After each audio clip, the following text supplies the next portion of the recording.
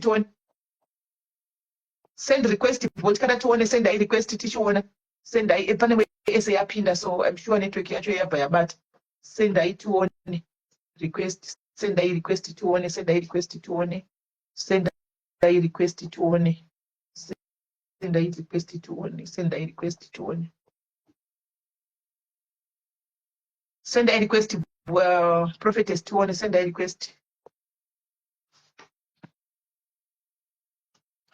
Type out ed. Type ed. Type ed. Prophetess. Type. Okay. Oh yeah. All right. Trying to aid you again.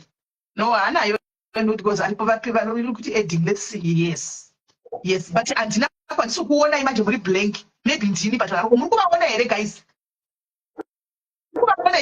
This corner blank side. But guys, can you see it? I just want you to see it, not me. In English, I need po. But ndikona ma-comments andisikuona imimi kwenyu kumusoro kuri blank. Blank, but anyway, it's fine. You don't have to see me. So answer, you can hear you, so it's okay. Right. My name is Prophetess Bolt Cutter. Kana tuneti gogo Bolt Cutter zvose zvinongoita. Nekuya kwamaita pachirongwa. Mushure mekunge maona o program yakaitwa noti X wenyu zvakare vari baba vevana venyu. So toda kutanga nekuti tibvunze nekuti tikupe mukana uno flow mutsanangure zvakataurwa nezuro pane zvakaona zvakataurwa. Ini mutsanangure side of the story venyu mudze Zimbabwe side of the story venyu kuti takamira sei. Then patenge chida kuzobvunza tozobvunzawo kuti ako pakati pawakataura ko pakati kana mtu vachinge vakangana muchitsanangura kuti zvive clear until then totagira ipapo mukana ndewenyu zvei. Alright, it's okay. Maita basa sisimeli nyokundipawo platform yenyu kuti ndinge ndichitaurawo side restory rangu. Ndofunga pane saying yandambokudza emakuseni yandikuda kuti nditange zvakare kuti nditaure nayo, handiti ndichaedza kuti nditaure ndakagadzikana. Nditaure ndakaita sei ndakagadzikana. Ndofunga ndambotaura ndikati the greatest are also human, handiti ka. Yes. The greatest are also human.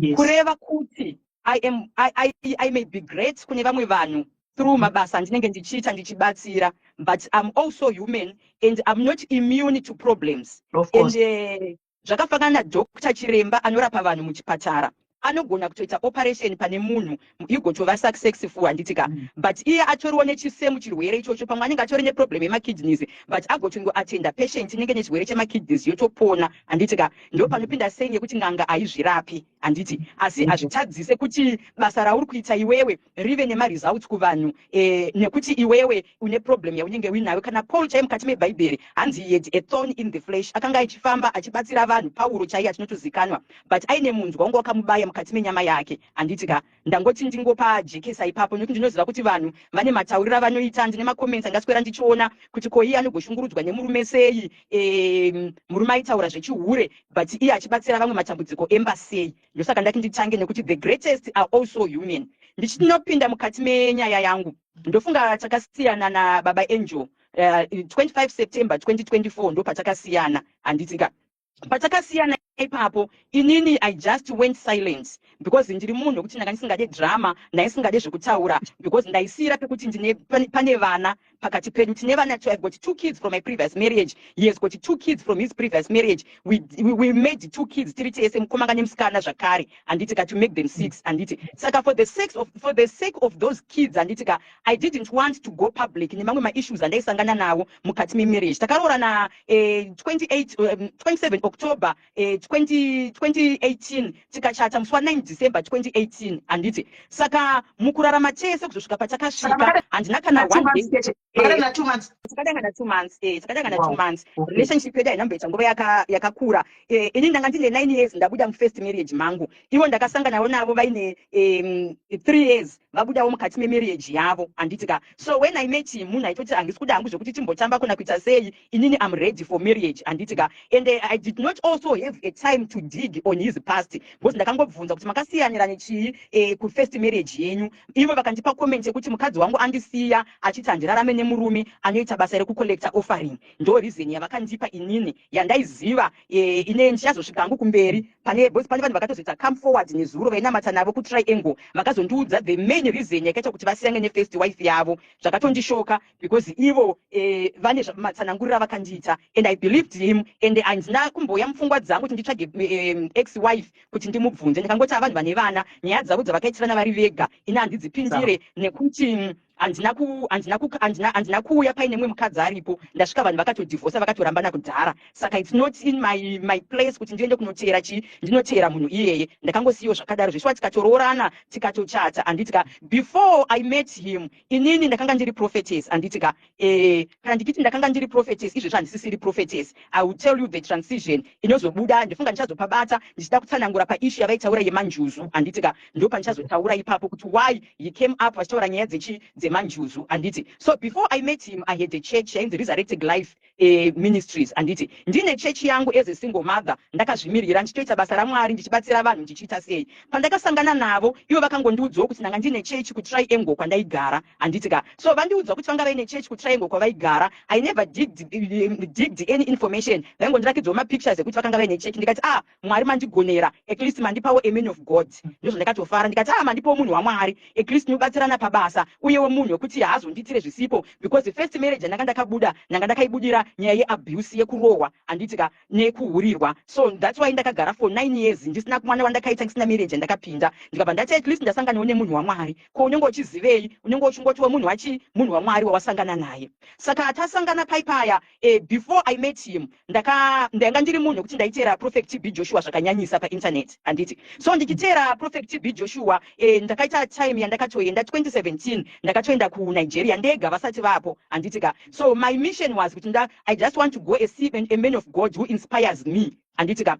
Who inspires me. Munongoziva kuti kana muri vanhu vaMwari unogona kuti ndinofarira Prophet Makandiwa kana kuti ndinofarira Prophet Magaya kana kuti ndinofarira TB Joshua. So that was me by then handiti. Ndikabva ndikati arega ndibenda kwa TB Joshua ndikatobatsirwa nevanhu vemuchechi mangu handitika. Ndabatsirwa nevanhu vemuchechi mangu muyamuya vakatondiperekedza kuairport ndikatoenda kuNigeria zvakanaka. So pandakasvika kuNigeria my mission was to go kuchurch kwa TB Joshua. Saka ndichinosvika kuchurch kwa TB Joshua kuya maformalities acho ikoko anonetsa kana uchinge wasvika ikoko handitika. Because ndakazonzwa ndaikoko kuti maifanira kutanga maita process muchiri kuno motouya mine invitation yekuti mupinde muguest house. Ndikati no it's okay pamuchangowana mukana zvikanzi chimbomirai. Saka I stayed in a hotel ndiri kuLagos kwandanga ndiri kuNigeria. Ndagara muhotel imomo abva ndanoti mazuva afamba. I had 2 weeks dzandanga ndakatora kuti ndiende kupi dzekuti ndiende kuNigeria. Vangati panapa patone 5 days ndakagara and it seems to be impossible kuti ndipinde kwa TB Joshua. Saka ndiri munhu wekuti ndaifollowa zvakare Prophet Jeremiah umoto fufiyeni vai pasocial media zvakare. Vandati apa nekuti ndirambe ndakagara ndiri kuno chochara namamembers ekuchechi vavati it's better mukuenda kana kwa Prophet Jeremiah ikoko pane kuti time yese izoita sei izopera makagara. Vandaita inquiries online. I booked my guest house kwa Prophet Jeremiah 800 years vandangonosvika ndichipinda ndichipinda muguest house kwa Prophet Jeremiah handitika. Ndanopinda kuguest house kwa Prophet Jeremiah kune maservice aitwa international visitors because you know kuti mukaenda kuna Nigeria vanhu vanokoshesa maforeigners zvakanyanyisa. Saka tine international service ataitoitirwa nemaservice aitwa servants of God anenge akangomirira servants of God handitika. So tiri ikoko handitika Prophet Jeremiah vakati the next year yacho 2018 tine service tichaita panapa December to remember handitika. So vese servants of God nyoresai mazita enyu kuitira kuti pamunenge makuya I'm going to sponsor ma airplane tickets ekuti vanhu vauye ku Nigeria for that conference iyoyo.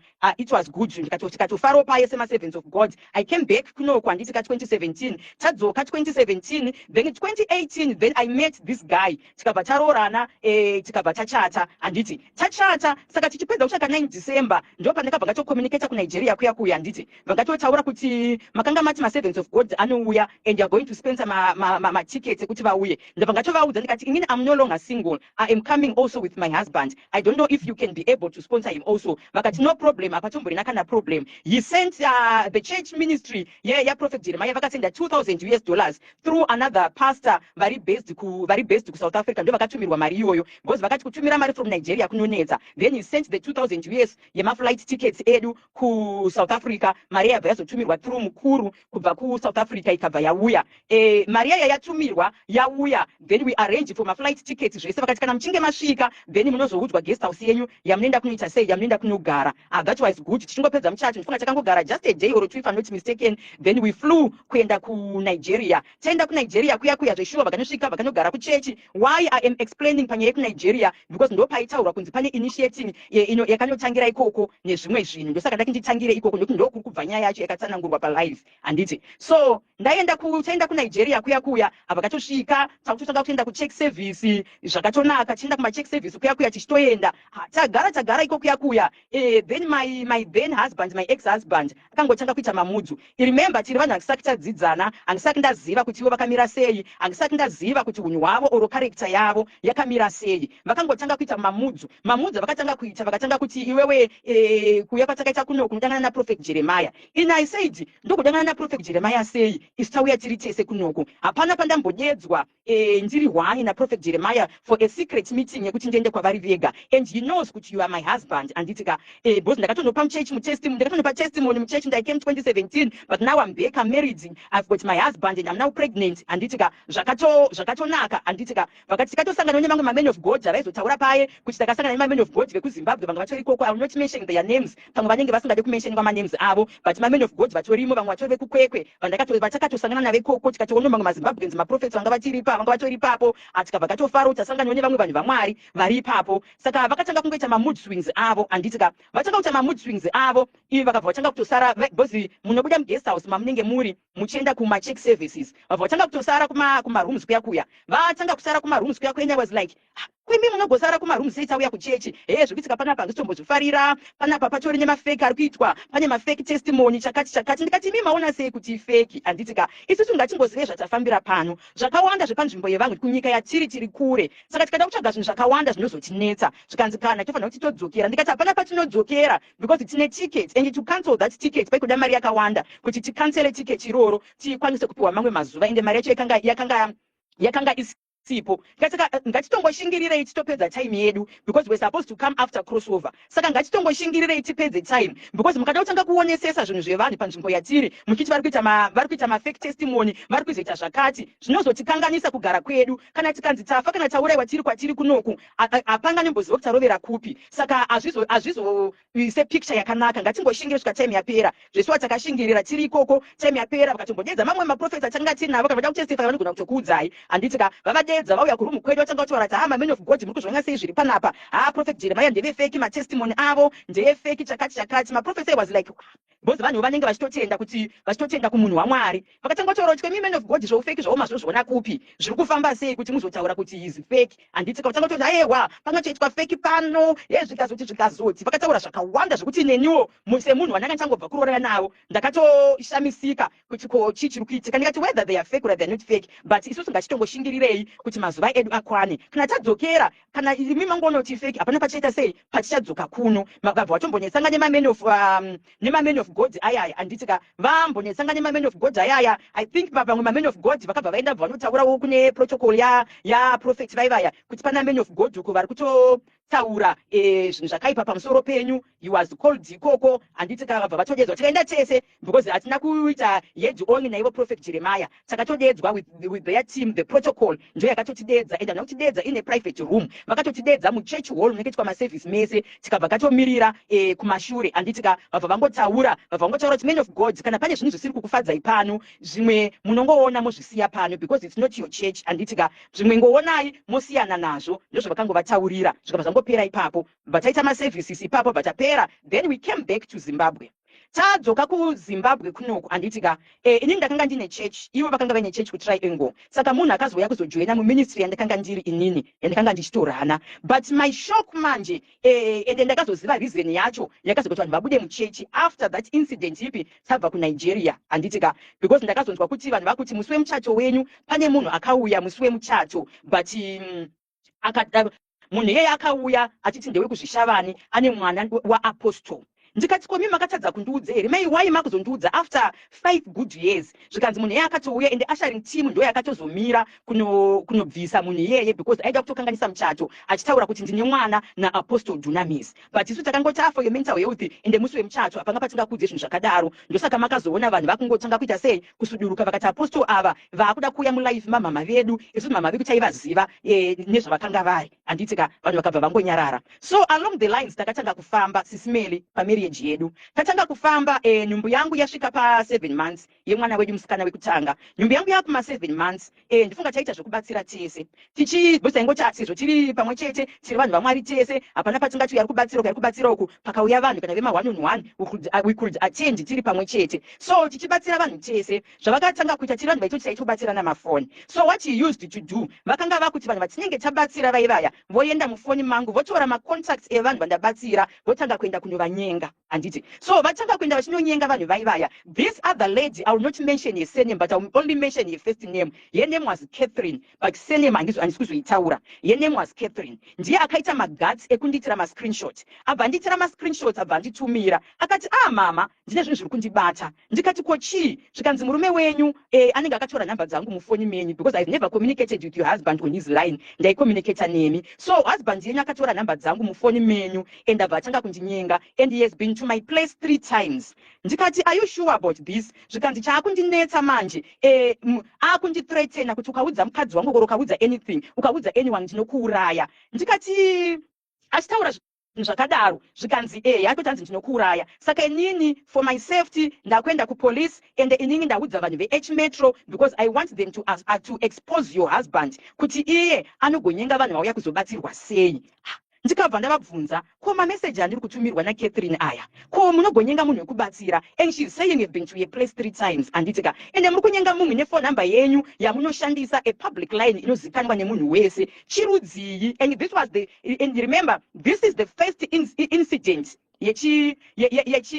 yeadultery iyoyo yange yatanga ipapo handitika vakabva vapfugama vakafonyerwa nevanhu veHmetro vachitoda kutova expose handitika vakapfugama vakachema vakakumbira ruregerero vakati ndokumbira wangu tomboziva kuti chii chandipinda ndofunga mweya wetsvina because he is someone who is a narcissist and is good at manipulating things kuti zviende kusituation yake handiti vapfugama vakabva vachema paipaya vachema vakumbira ruregerero ndazotaura naCatherine uyauya handitika and I never told anyone that issue handitika because ndiri munhu yauya wekuti I'm a very private person handisi munhu anongotaura zvinhu zvinongoitika ndiri munhu wekuti zvinhu zvakawanda ndinongonyarara ndingoti zvinhu zvinongowanika mumarriages and then I brushed it off vataura naCatherine yauya akataura kuti tondibhadharai kuti HMetro isakubuditsei so that I drop those charges because you were threatening kuti munogona kundiuraya vakamubhadhara mari vakamubhadhara Catherine yauya akabva anyarara nyaya ikabva yapera ndikati pamwe ngoriwo muedzo wevarume nekuti varume vanoita sei vanonyenga hakuna murume asinganyengi handitika hakuna murume asingaite sei asinganyenge vangati it's okay izvi zvapfuura izvi tasiyana nazvo vatagara paye tagara mukugara kwataita kuya abva katanga kutofamba ndikabva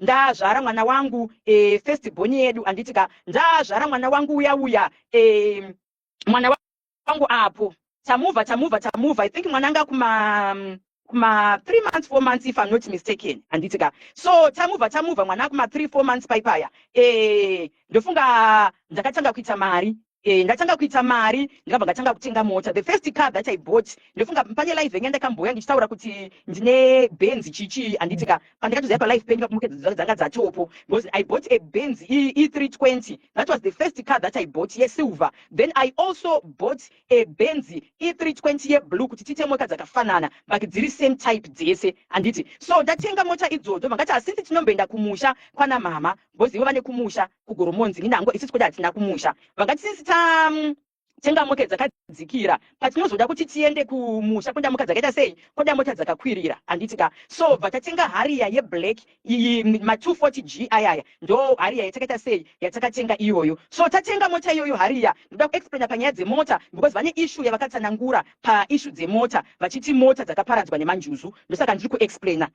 paissue iyi sisimeli so tatenga mota idzodzo takazotenga futi kamwe kaBenz kadiki vakatenga truck vakatenga truck zvinonzi chii zvima3 ton here zvaizva ndichazive vakatenga iroro vakatenga another truck rimwe zihombe 10 ton truck handiti tatenga 10 ton truck rere ane mafiriji mukati ayaya akabva avapo vakatengera mota vangu mota inofamba namama vangu. I'm the one who bought a BMW because vakanga vaine Honda Fit vakati mama ndakukuchinjirai mota vandavatengera BMW Honda Fit handiti ndavatengera BMW Honda Fit vakati hatingatenge kuside 1 handiti hatingasende kuside 1 ndokumbira comment section mumbomira kutaura zvekuti urombwa kuti mari maidzwana comment section handisikuona guys admin please can you please control comment section admin can you please control comment section please kana vakuramba vachinyora ingoisai kumachu don't block them machu inorwadza you see you can't comment don't comment negatively munhu muri kudistracta munhu but I think don't look at the comments like what I'm doing usatosama comments chingotaura nyaya yako kaignore chirova pasi alright because vanhu vangataura kuti mari maidzona kuti tinotoshanga tinotoitawo mabusiness handiti hapana paunenge wakagara usingaite chii usingaite mabusiness vakumbaakuza here naiuda kutora mubvuto wahost hapana paungazive masource of income angu yese ungaita business rakati handiti that's my privacy handiti so tatenga mota yamama vandati hatingatenge kuside 1 rega utitenge mota kuside kwanatizvara handiti tikabva tatengawo mota kuside kwatizvara matwin cab mabi anonzi mabi 20 something ayaya since vari kumusha at least vangodiwa mota yakakwirira handiti bva tavatengerawo mota kumusha ikoko tikatoenda nayo kumusha mapictures atoripo mavhidhiyo aripo zvese ana mama vakatonofara tikatoenda ikoko vakatopembera vakatofara vakati muroora asati amboona muroora akadai mukati memusha mundo mwatifadza muroora vakatofara zvisingatomboite tatobva kuya tadzoka. This is when all the problems started. Dunamis munhu anohura ende kuhura kwake haahure zvekuti anonorara overnight ari kugirlfriend. Munhu aihura zvekuti by 7:30 or 7 o'clock anenge atomumumba zvekuti kana usingatooni kana kuziva unogona kutadza kuziva kuti pane zviri kuita sei pane zviri kuitika. Saka zvakaitika ipapo manje ndakaita 3 times ndichirota vaine girlfriend vachindirambira ndikati imimi munoziva kuti inini ndinorota imimi muri kundirambira but ndaita 3 times ndichikurotai handingamborote hope dzakadai ende why makabva machinja password yepafoni penyu handitika because inini ndakanga ndaisa password kufoni kwangu ngati since muri kutora numbers evanhu vekubatsira muchinovanyenga ndakuisa password pafoni pangu pamusingazive to protect those people kana muchizononyenga idzi pakanonyenga kuside handitika so ivo vakabva vaisa password pafoni pavo ndisingazive kuti kuisa kwavaisa password munhu atotanga chipfambi handiti so vatotanga chipfambi chavo paipaya vandaita 3 times ndichivarota ndichivaudza imi mune girlfriend abva vandirambira so one day ndakabva ndarota password yepafoni pavo kubva ndapepuka dziri past 1 am usiku saka pandakapepuka vakati password yandarota iyi ndakuona kuti ndeyekunyepa here vangati rega ndimuke since vakarara rega ndiende kupi rega ndiende kufoni kwavo because foni yange inge yakudzimwa yorariswa pachaja ndikabva ndaenda kudining bva ndaita on phone ndaita on phone yaiya ndikabva ndaisa password yandanga ndarota yaiya saka ndaisa password yayo ikabva yaita ndikabva ndangononanga pachati yandanga nezita randanga ndarota kupi ndarota kuhope I will not mention the surname yemusikana uyu but stara anonzi Kezia handiti so ndaenda pachati yaKezia uyauya ndibva ndanoona zvese everything bva ndatotora mascreenshots handitika ndatora mascreenshots bva ndarestarta phone yaya to delete everything in the phone handitika ndikabva ndadeleta everything in the phone ndadeleta everything in the phone bva ndaenda bva ndanovamutsa ndikati anonzi Kezia ndiani zvikanzi wazviona kupi ndikati anditongokaisa password yako ndairota ndikanoiisa enge ndatoti handikumutse ndatirega ndinoiisa wakarara kuti ndikuprove kuti hope dzangu dzandanga ndichirota ndedzechokwadi anonzi Kezia ndiani handitika ndikandatotora mascreenshots ese emphone handitika bva vatanga kupopota yewe hope dzako unongogara uchindirota uchingondironda zvandinenge ndichiita ndikati no hakuzi kuti wakandirota usingazive zvandinoita ende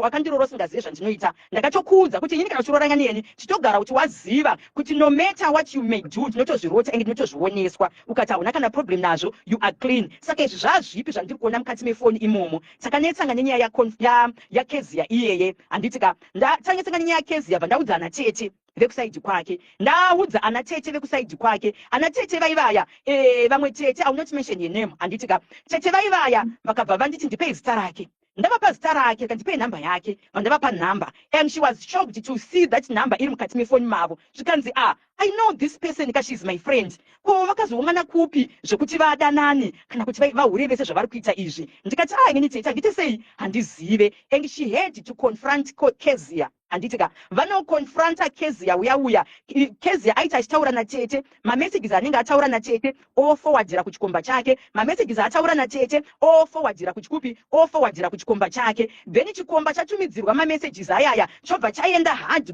kune hanzvadzi manje yotanga kunoshauda tete iwewe sei uri kutuka girlfriend yangu manje kutomutuka kwamuri kuita ikoko ndakutomuda manje ndakutomuda inge ndakutoda wobva vaenda futi kugirlfriend yauya wobva wataura kuti mange ndakutokuda nekukutuka kwawaita sei nekukumutuka kwawaita ikoko handitika nekumutuka kwawaita ikoko vatanga paipaya vava vatanga kutochiriridza zvisingatoiti vatanga kutochiridza nemunhu yauya achimbondisendera mamessage ndichimupindura kita sei paye achitaura kuti murume wenyu anotokutaurai kuti muri chembere inini I'm 3 years older than my husband handitika and patakaroorana zvinhu zvavaitoziva kuti inini I'm 3 years older. How old are you? I turned 42 this year. 42. So Ivo is turning 39. Ivo is turning 38. Okay. If I'm not mistaken, 38, 39, 40, he's turning 38, I turned 42, so I'm 4 years older than him. Saka vakanga vakunoshandisa izvozvo kumagirlfriends vakuti akandinyebera kuti muhombe kwandiri ndakatozozviziva taakutaura tese ichembere haageze anonhuwa ropa sisimere makanditarisa ndiri munhu asingageze kana vanhu vanondiziva live nditori mukadzi akatonaka usisimeri kubva kustructure kubva kugeza zvese handitombori mukadzi anoshoreka inini handitika saka magirlfriend akuti sendimi mamessages hanzi amugeze munonhuwa ropa munorova murume munoabhuza murume inini ndinoabhuza murume ndinorova murume kana ndichimabhuza kwaari kukunyengai sei aifanira kutohwara rakapasa chitotyo kuti mai vekumbo uko vakandibata vanotondirova vakatondita kunge ameno ndinotenda pane atopupura kuti ndinoiziva nyaya Kezia yapupura mucomment section saka ndifunga mafriends ake saka inini vandatonga kutoti vanenge vachitaura ndikati varume ndondifunga ndakamuudza ndikati Kezia unofanira kuziva hakuna murume anofa akataura chakanaka pamusoro pemukadzi wake kana achikuda and you should be mindful pamusoro pemurumwe anokunyenga achitaura mukadzi wake munhu kana achikuda handitika kana kuri kuti ini ndine problem mumba munhu anofanira kuita girlfriend one zvinozikana kuti aizoenda nekupi ane maproblems mumba saka aita permanent girlfriend handitika kwete kuti munhu anoita magirlfriends more than 16 17 kana iye achita neproblem mumba ndikati you know what Kezia, you are just a woman like me handitika ndikati the funny part of it mubvunze munhu wako zvese izvi ndakatozvirota zvese hapana chinoitika kwandiri ndisingachizive chinogona kuitika but ndinenge ndatozvirota ndatozvioneswa handiti and I remember I told Kezia kana ida kutozobuda public ndakamuudza ndikati you know what, you are trying to get pregnant for him but izvezvi kubva izvezvi you are not going to see your period and then nhumbu yamuri kutraya kuita nhumbu haisi kuzobata and then anhasi akazondisendera message achitaura kuti muri muroyi mimi handina kuzomboenda kumaperiod ndikati ndakakuudza wani kuti as long if you want to play in my territory pano kuti chinochoitika kwauri akabva amisa period yake zvachose vakatouya vachita hasha vachipupuma furo uri muroyi iwewe wakagadzira girlfriend kuti asaende kumaperiods ndikati muroyi ndiani iwewe unobreaka mavows emuchato watakaita uchibuda mukati memarriage nei uchibuda unogona kuzokwadzisa nevamwe vanhu vanenge vasina mhosva uriwo uri kubuda kwavari uchienda kunovanyepera ende uchinditaura the most painful part is unonditaura kumagirlfriends ako uchingoenda uchingoti aiwa ini ndikudiwa zvokuti tifare ndine mukadzi kumba don't disturb my wife's peace usataure naye respect he kana ndakumba usataure naye usandisendere message usandifonere varume vanogona kuhura vamwe asi vanotohura zvine respect zvekuti hazvimbofe zvakazivikanwa nemukadzi wekumba kuti mukadzi ari kuhura ndikati ndozvavaifanira kuita kuti not to vaita public this other time vabva vadedzwa namai vavo kumba kwavo kuwadzana uko handiti vadedzwa na mama amwene vangu handitika vachinovagarisa pasi vati naitafadzwa uda kumboita zvakaita sei iwewe zvekuti unotanga ukati iwe wakasenga nefirst wife tikazvigamuchira ukatiunzira mukadzi uyu panapa ukati ndiye mukadzi wawakuda kugara naye tikamugamuchira mukati memusha ko wakunodangana neshamwari yehanzvadzi yako kuti zviite sei akapindura mai vake rafu ndofunga makaona akataura kuti ndida kukumbira ruregero specifically kuhama dzangu amai nababa vangu nehanzvadzi dzangu because pavakatanga issue dzechihure you was at loggerheads with everyone because the family supported me haisi family inoda zvinhu zvisina basa they come from a humble background saka vanhu vanga vakutoshamisika nezvinhu zvanga zvichitoitika mukati meupenyu vakataura kuti as long usina kusiya zvauri kuita isusu my angel ndo vatakuziva pano kana usina kusiya chihure chauri kuita isi hatidi kukuona pano because hatidi kuita sei atidi kunyadziswa namai vacho vakasiya vapindura rafu mai vacho handitsika vakabva vabva vanga vasasapatike mama vakutoita zvokutofona kuti mwana wangu ndakamutadzirei kumutsura kwandakamuita ndokunobva kwete kuti aregedze kuonana neni here ndokuti aregedze here kuti auye kuzondiona nyange dai ndakamutsura ndaisamutsura zvinhu zvakaita sei zvinhu zvakaipa ngada kutomuvakawo izvezvi amumereji yekutanga yakapera izvezvi akunetsana nemi handiti vakati zvapera izvozvo zvapera izvozvo vakatanga kufamba paye hanya yaKezia ikabva yanetsa vakazotanga kunetsana na Kezia vamuvhara mari vakavhara Kezia $3,000 handizive kuti madhiuzi avo vaivharana sei kana kuti vaiita sei handitika inini kuti ndizoziva kuti vanhu ava vaburana vavharana mari Kezia, because I'm a public figure, I think pamwe kana akandikontakta avanyebedzera kune imwe nhamba yandisingazivi nda kubatsirwa here ndikabva ndamupa adresi ndokuziva kwakaita adresi yepanapa. That's my assumption. I don't say ndo zvakaitika. That's my assumption. Ndakazoona masamoni achiuya pagedhi. Masamoni auya pagedhi ari kusuwa tafadzwa, akanzi tafadzwa makimiliyoni chena.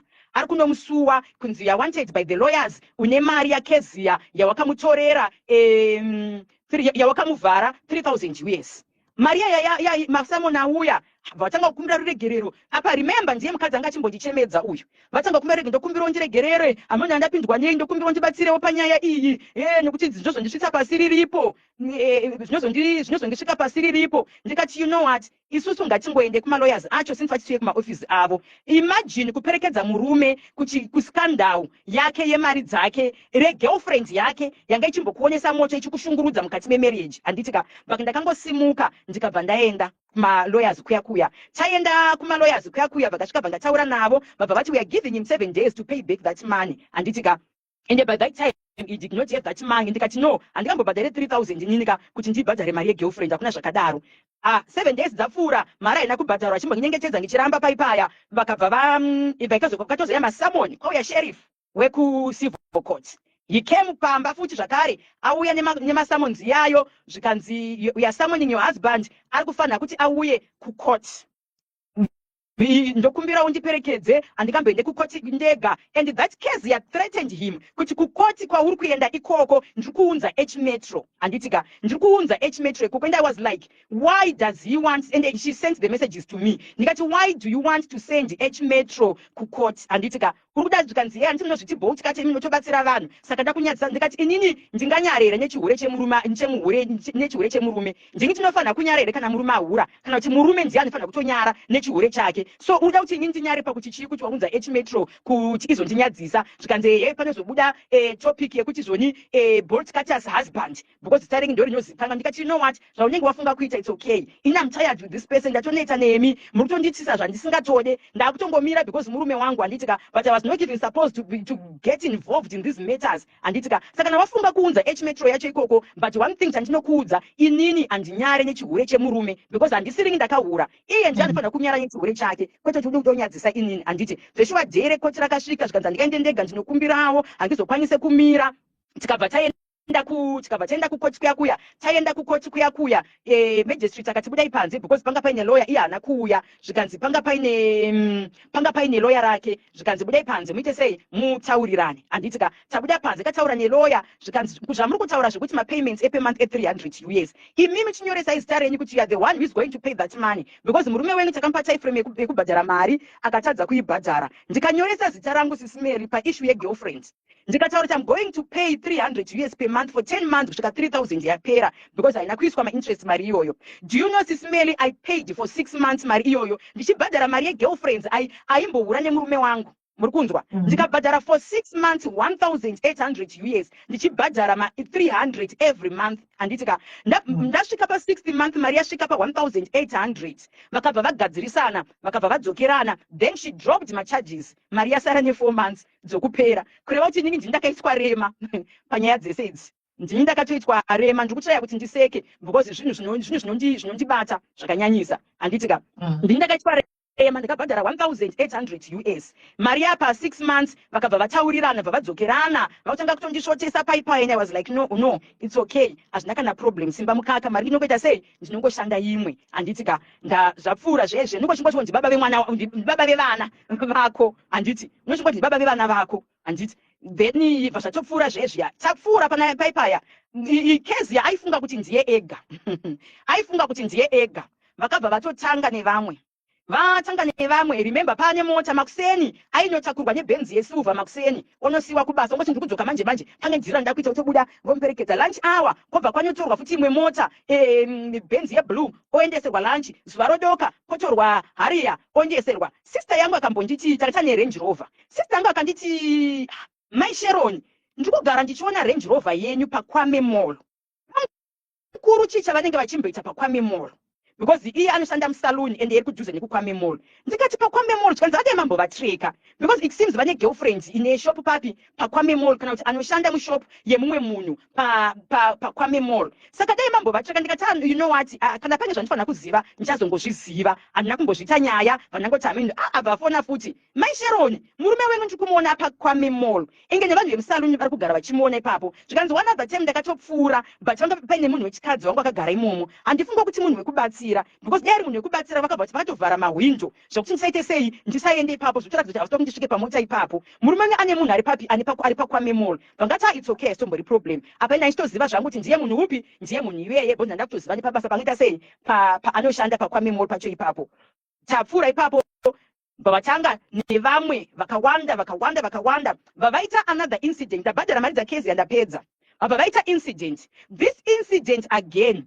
I knew it through a dream takatorara paipaya because vakanga vati ndakuita zvekutengesa mota zveCastle ndozvo vakanga vakuita ndakuita zvekutengesa mota handitika so one day ndakatorara because mamovements avo ndaisanzwisisa kuti chii chiri kumboitika one day ndakarara pauya munhu wechirume mudream mangu but akasvikomira pasaidzi pangu mubhedha asvikomira pasaidzi pangu mubhedha zvikanzi muri kuziva here kuti murume wenyu ane ropa rangu mumaoko make saka mudream imomo bvangati ropa mumaoko ake zvikanzi murume wenyu akakuudza here kuti akandidhuma nemota kwaGazalands muhope umusisimeli ndiri kurota zvinoita kunge African movie ndichizvitaura ka but dai vari munhu kuti vanogona kupupura chokwadi pamberi paMwari vaizvitaura zvinhu izvi handitika ndikabva zvikanzi zvoni mubvunzei murume wenyu akandidhuma muka zvandakapfeka zvinezvi ndo zvandakadhumwa nazvo anga akapfeka trouser reblack nesheti yewhite zvikanzi ndo zvinhu zvandanga ndakapfeka pandakadhumwa nemurume wenyu mumuke mumubvunze abva ndapepuka ndina kumirira kuti kuedze because ndakashokwa nedream iyoyo ndikazvibvunza kati is it true vangati but inini handiri kutopedze kunyepa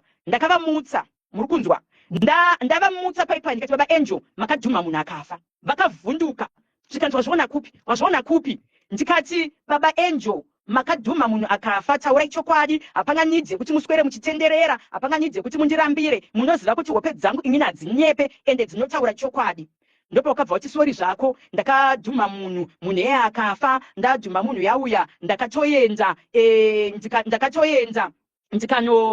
ndikanoripa kuhama dzake ndikaripitswa mombe 6 ndikatengesa mota yemumwe munhu ndikati tafadzwa une shuwa yekuti ungadhume munhu agofa ugoenda kunhamo 3 days rufu rugoita ugosvika pakunoripiswa mombe uri wega ugotadza kuudza kana eni hama yako ugotadza kana kuudza inini mukadzi waunorara naye pasaidhi ndikati iwewe unogona kundiuraya ukandifushira ukandichema parufu rwangu hama dzangu dzikakunzwira tsitsi kuti uri kundichema kuti mukadzi afa but uchiziva kuti ndiye wandiuraya haungambeti zvivinhu zvakadaro zveshuwa ndakafonera natete ndikavaudza ishu iyoyo nemaitikira zvanga zvaita vakatobvunzwa kumba kwave ikoko vakataura kuti ndakazviita ndaingofunga kuti nyaya dzinongopera dzakadaro dzongovharika dzakadaro tapedza izvozvo mota yavakanotengesa kuti vaende kunoripa kwanga kwafiwa uku vakatengesa mota yemunhu nanhasi mai vavo vanochema mota yavo vanonzi Mai Gundane muri kundinzwa vanochema mota yavo mai ivavo wai ndiri kuti vanochema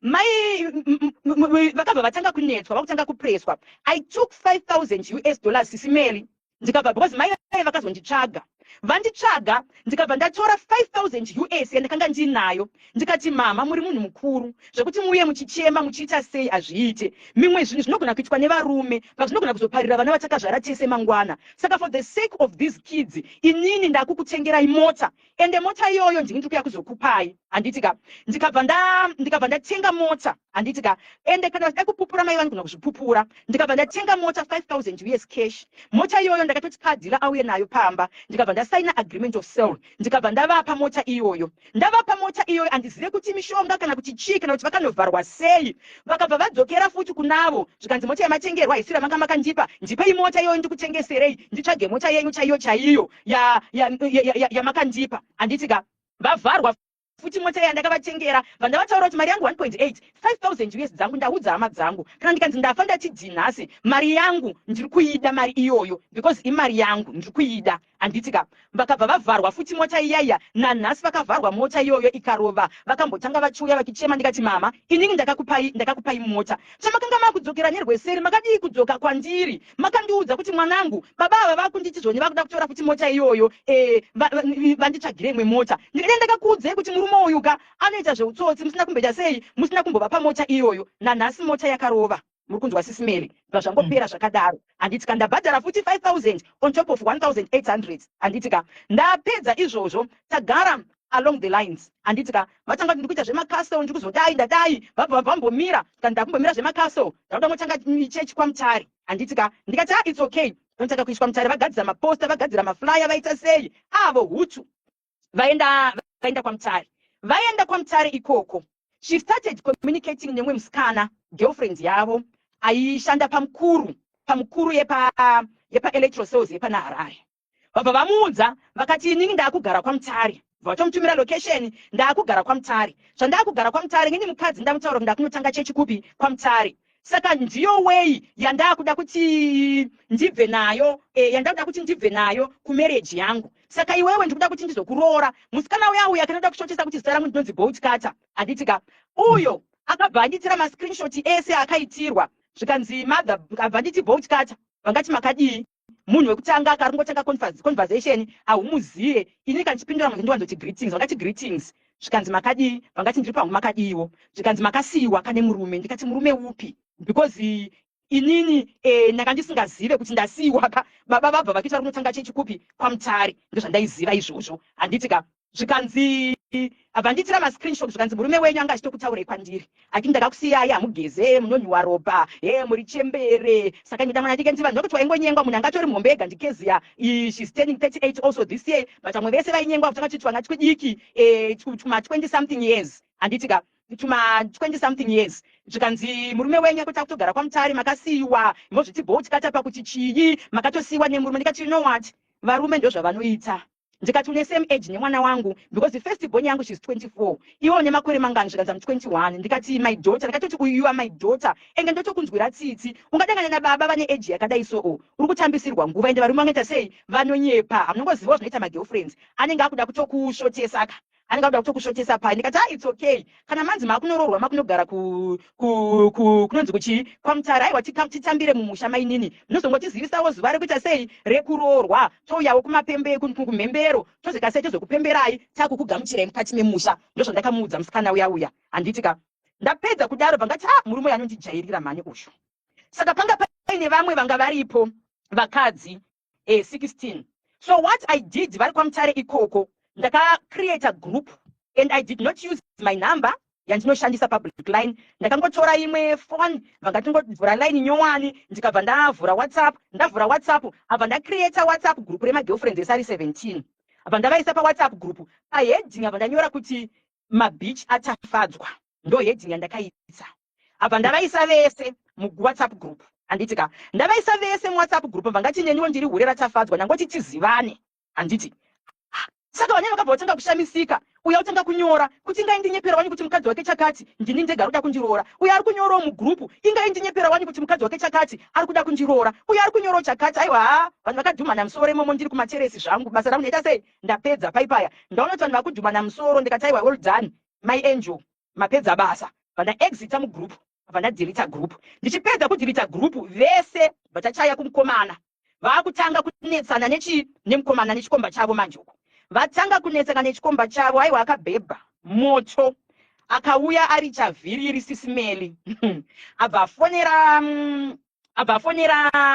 munin'ina wangu nababa munini pane zvaitika uko ndikuda kuti ndiuye but handikwanise kunofesa maangel ndakadai ndinogona kuvakanganisa ndinogona kuvauraya ndinogona kuvarova chichii tafonerwa nemunin'ina wangu namainini kava kufona munin'ina wangu nemurume wake tiri kusvika ipapo pamukwiri vati pane nyaya dziriko ko chii chaitika ndaisiri kuti ndinongotaura bho zvimwe ndezvina kunge zvisiri necessary kuita sei kutaura nechingoti hondo dzangu ndinodzipedza ndega ko chii chaitika munambotiudza ndikati asinzi vakufonerai naisina kukuudzai ndo vada kuti muzive nyaya pavachasvika ndo pandichazokuudzai nyaya dziri kupi dziri paground zveshuwa vakauya vakabva vasvika paye tataura nyaya paye apa ndaane nhumbu yemwana wechi2 anditi zvikanzi munongoshungurudza mukadzi izvozvo mukadzi akazvitakura magirlfriends esaya woraiti togona kusa kutongesa nyaya dzemubedroom kana vine maissues ami nawo kana mine zvamuri kutadzirwa namaiguru ko kuzoita magirlfriends ese 17 bamukuru ndeeyi tinodzidzei kubva kwamuri ende muchengiti muri vanhu vamwari saka picture yamuri kutirakidza yamuri kutidzidzisa ndeyeyi chirudzii chamuri kuita ichi manga mine girlfriend kuti tigarawo dare regirlfriend 1 zvitombori nani he manipulates the situation kusaidi kwavo vakatanga kutaura zvavanoda paye vave vakatozobuda vakaita sei vakaenda vabuda pevaenda vavasara vachagara paipaya pakatombeta nezi vakatovambouza ngati I want to see you bedroom chitomborara mudining mwedzi wese achirara mudining ndikati because ndine hasha dzisiri kutombeta ndiri kuzoita ngozi because of a man I don't want that ndakazviudza kuti muupenyu hwangu handife ndakapinda mujeri nenyaya yemurume handidi ngozi handidi anything zvapera paipaya zvapera izvozvo tatanga kumuvha vachiita chihure chavo zvimwe ndanda kungoignora ndichisiyana nazvo zvimwe zvaingondivinga ndega zvimwe ndichirota ndakapedza nda kuti ndikarota handichatobvunze ndaingoti ndikatozo ndatora kuti aiwa ndizvo zvitoripo ngoma ndiyo no problem handina basa nazvo handitika tafamba paipeya he started to become abusive munhu wechirume akatanga kuhura anoda kuvharidzira weakness yake yechihure nekurova vakatanga kundirova sisimeli apa ndakanga ndatora vana vavo from the first wife ndakanga ndakugara nevana vavo the first born ari muform 3 mumwe wacho she's in grade 6 this year ndairohwa pamberi pevana kungobata kuti ndakavabvunza zvegirlfriend ndairohwa kunge ndichafa muri kunzwa ndairohwa kunge ndichafa nemurume one other time pane pavakazohura ndingati kuhura because mwana yeye she's very innocent a 19-year-old girl she was my house helper a maid mumba mangu vakanonyenga musikana webasa 19-year-old mazuva ayo vakutaura kuti mazuva kundatsiga handisi kumbobuda handisi kubuda ndikati kutsiga kwenyu uku kwakanaka izvo kutsiga kwavari kutaura vakuhurira mumba nemusikana webasa should text musikana webasa remember fonga ndichabata should text musikana webasa vari pasaidi pangu pambedha ivo vari pasaidi pangu mubhedha musikana ari muspe vachitexta so rimwe zuva ndatobva kuofisi ndanopinda mumba ndapinda mumba vana ava ndanga ndane aconnection navo ebhondi ranga risingaite saka ndichipinda mumba ndakapinda vapinda mutoilet saka vapinda mutoilet mwana wamusikana abva achiti mama oifoni yakavhurwa tarisai chati ishi nemwana wavo kwete wandakaita navo mwana from the first wife ndopa akabva anditarisa paipaya saka nyise munhu aimhanya sekuti munhu anga ari mutoilet ndakangoita screenshot yenhamba yemusikana webasa ndikabva ndanoita screenshot yemamessages ese abva ndaita zvandanga ndichabva ndapedza ndanga ndichiita vakazoti izvezvi ndafree let me dial number yemusikana uya ndione kuti ndiani ndimubvunze kuti ndiani pandiri kunodhaila nhamba sisimeli iri kubuda yakanzi anti rumbi home ndikati asi kunyepa vandadhaila futi kechi2 nhamba yakasevhwa mufoni ndakadhaila nhamba 5 times sisimeri ndifunga kuti pamwe ndiri kurota kana kuti pamwe ndaakupenga 5 times ndikidhaila nhamba ndakasweta ndikadikitira kunge munhu achafenta ndakagara pasi kundwa majoni anga kuguka kudai so tikati musikana webasa wemumba 19-year-old pana baba vese ava hazviziri izvo mani vandapinda mumba ivo ndofunga vakanyumwa bva vabuda panze bva vabata vana maoko vabuda panze bva vakasvika mumba ndikati kumbi uri kuhura nababa vepamba panapa semwana mudiki wanga ine fiye imagine she's a 19-year-old girl abva apfugama pasi zvikanzi mama ndinokumbira uregerero baba ndo vakandikindangane navo vakanditi ndisakuudzei and this person mamai dzangu ndobhadhara 200 US ndembhadhara 200 US mama baba vakanditi pamusori pemari yangu vachanga vachindipa $100 vakanditi musazoudze mama kuti ndo zvandiri kuita izvozvo ndikati how come unodangana nemusikana webasa uchinditaura mamessages ese munoshokwa vachiudza musikana webasa apa tine mwana mudiki handiti kajunior kadiki kedu ende vakabva vamutumidza zita ravo mwana iyeye I hope hazoita kunge baba vachiudza musikana webasa kuti usapota uchibereka mwana ndikati ungaudze musikana webasa kuti aiutriti mwana wako mudiki kuti usapota uchibereka mwana saka mwana iye akachema ndisipo anofanira kuberekwa nani chirudzi chauri kuita ichocho mwana iye akachema ndikati you know what ina handikwanise kukurova because hazvisi mandiri ende handidi kuita ngozi kuti ndizoswera ndakutenderera maH Metro kunzi Bolt Cutter akauraya mwana wevanhu because of a man. I don't want this drama. Ndikati you know what, handisi kukupa pay yako but chinhu chandiri kukupa because wakabva kumusha ndiri kukupa $10 transport ende ndiri kufonera mama vako because ndanga ndine nhamba yamama vake handiti ndanga ndine nhamba yachi ndanga ndine nhamba yamama vake vandamupa $10 transport ndikati buda uende ndingatokuitira utsinye because utoriwo mwana mudiki pamwe kangovhevhetedzwa una baba ava because ndo maitiro avo vandamupa $10 transport vandafonera mama vacho vandavataurira kuti muchazoona mwana aita sei asvika kumusha kunoku kwaitika zvakati mama ivavo vakachema zvisingaite pafoni vakati ndouya here kuzokukumbira ruregerero mwanangu ndikati aiwa it's okay mama zvinowanika vana hapana chavanenge vachiita sei chavanenge vachiziva zvikabva zvatopera zvakadaro akabva aenda vai aenda paipaya ha ndazotanga kupopota neshungu ndikati shuwa ungaite zvinhu zvakadaro iwe musikana webasa. Do you know what he said this Mary? Zvikanzi zvine basa rekuti musikana webasa izita rebasa naiwe atongoriwo mukadziwo saka zvine basa izvo zvatongoriwo mukadzi ndikati pane kuti ukumbire ruregerero wotondiudza kuti musikana webasa mukadziwo haundi degrade to that extent ko unonyenga musikana webasa ko pandinomuti ndipe mvura yekumwa kana mvura icho yakasvipirwa mate ko ndikapiwa chikafu chine poison slow poison yekuti ndife because anenge akuda kuti agarika kuti aite misisi ko ndikapiwa chikafu chine poison vakatanga kundirova pamberi pevana muri kunzwa mwana wavo ndaigara nevana vavo mwana wavo from the first wife akamisidzana navo mwana wavo akakunya zvibhakera akati dhodhi ndinokurovai mwana wavo muri kunzwa akati dhedhi ndinokurovai maane time muchirova mama pamberi pedu muchivashungurira kuita zvisina basa imimi mama vanotida ava ite kunge step mother mukati meupenyu hwedu dhedhi ava mama vanotida zvisingaite vakamuvhundutsira vakati ndinokurova ibva panapa vakati aiwa nhasi kana muchiponda ndipondei but zvinhu zvamaita izvi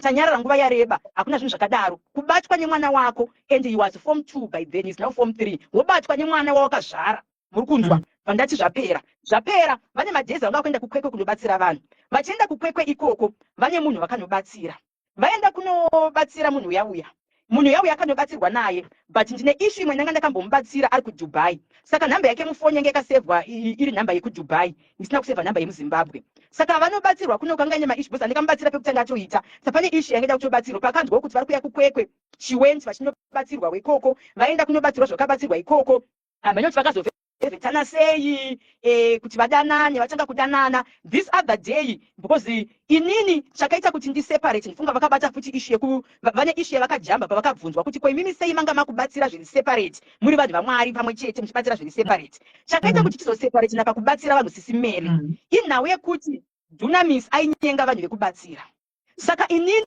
I didn't want to be involved in those dramas, in those issues. Saka ndakabva ndatovaudza ndikati imimi chibatsira imega inini ndobatsirwa ndakaita sei ndakazvimirira kana maita madrama enyu maita zvamunenge maita ikoko hameno zvenyu zvinenge zvisina zita rangu kuti vanozivanga nemurume wavo vanga vachibatsira vari vese ndikazonyengwa pamwe vachumwa nemukadzi wavo I don't want. That's the first issue. Another second issue, kana maindiziva pandakamboya paplatform penyu I was a prophetess handitika saka inini ndakuti ndibate ipapo ndo pachapinda issue yemanjuzu yavaitaura inini ndiri munhu wekuti ndakazotena kubva kuprophetess kunoita zvinhu zvechivanhu. And this is not a secret, it's something that is public kufamily yangu. Ndakamboda kuzviita secret but pane ma-issues akaitika mumuri medu. Paitika ma-issues akaitika mumuri medu vanhu vakatanga kufamba kwavakanoita mukati memusha vakaudzwa kunzi endai munobika doro mugamuchire chivanhu chiri pane mwana wenyu. Tikuona paine mwana wenyu anoita zveufundisi asi ane chivanhu chiri paari. Mudzimu wemumusha unofanira kuti unochengetedza vanhu kubva kuma-accidents ari kuitika. Handitika ndokuzoitwa ana mama vangu vakati tiri vecheki zvakati zvikanzi wangu muri vecheki asi chivanhu hachitizike nekuti nometa munhu akanzi anoprofita but anenge atori nechivanhu chiri paari. Zveshuwa doro rakabikwa kumba kwana mama vangu kunotoni pakaridzwa ngoma pakairidzwa mbira mudzimu ukanotambirwa muri kunzwa ndosaka ndaakuita zvechivanhu ende zvavanotoziva ivo zvisiri zvesecret or anything zvavanotoziva ivo. Handitika ndikati inini ndaakuita zvechivanhu tu iwewe unonyenga vanhu vekubatsira saka inini handikwanisa kuti ndibatange newe pakubatsira handidi kuzokanganisirwa matare angu uchinyenga vanhu vatinenge tiita sei tichibatsira. That's why tanga takubatsira tiri 2 saka panga paine 2 offices. The first office iri kufront mandikagara munomu it's my office, then the second office iri kuback ndo office yavanga vakuita sei yavanga vakushandisa iyoyo. That's why takanobuda kuti uya akubatsira kwake uya akubatsira kwake. Saka paitika incident yemukadzi iyeye vapfimbana vabatsirana kwekwe ikoko. She came this other day. Auya anosvika paipai inini ndiri munhu anowanzokurumidza kurara kazhinji 8 o'clock ndinenge ndatorara kana to 9 ndo time dzangu dzekutorara inini upenyu hwangu hwese. Handisi munhu anotogarira TV or anything and handisi munhu ari outgoing zvakanyanyisa. Saka ndakabva ndakakurumidza kurara. Bosi ndanga takurarama life yaiya nenyaya zvaiitika zvese ndakapinda mudepression. Ndofunga ndakutumire matablets andinomwa chisimeri depression. Ndakurarama life yekuti ndikapedza basa rangu 4:30 5 o'clock ndomwa tablets redepression kuti ndiwane hope ndizorodze pfungwa dzangu. Bosi ndakatanga kuita problem yekuti tsinga yangu yepanapa iyi yaitanga kurwadza kuti yakuda kuputika. Saka ndakazoenda kwadoctor vandapiwa mapills depression because ndiri munhu wekuti I went through a lot but ndichisuppressa ndisina ndinenge ndichiudza naye zviri zvinhu zvekuti handina kwekuti I can go and vent because unenge ine fear yekuti people are going to judge me, so I cannot go out and vent zviri mukati memwoyo wangu. Saka ndakatanga kuita problem yetsinga iri yepanapa ishi. Handiti vangatopiwa mavha ndaprescribe madepression pills andakutumirai ndofunga munavo nepicture yacho vangatanga kutomwa depression. Sanangoti 5 o'clock dzikachaya ndomwa matablets angu ndopinda mubedroom ndoita sei ndonorara. Pavanongosvika ivo handisati that encounter navo yekuti tinoita head on. Saka vaingosvika vogara mudining munhu wekutanga asina care yekuti sei wakarara because ukamwa madepression nyangwe munhu akakuzunungutsa aumuke and aumuke ntonge munhu akafa ndokozopepuka makuseni kana ndikamwa matablets iyayo. Handiti ndatanga kumwa depression tablets vangati saka ndikumwa matablets ayaya depression. Munhu auya kuoffice yekuseri ndiri kupepuka dzari dziri kuma 10:30 to 11 if I'm not mistaken. Pandiri kupepuka kuhope ndiri kuona munhu hamo mubedroom.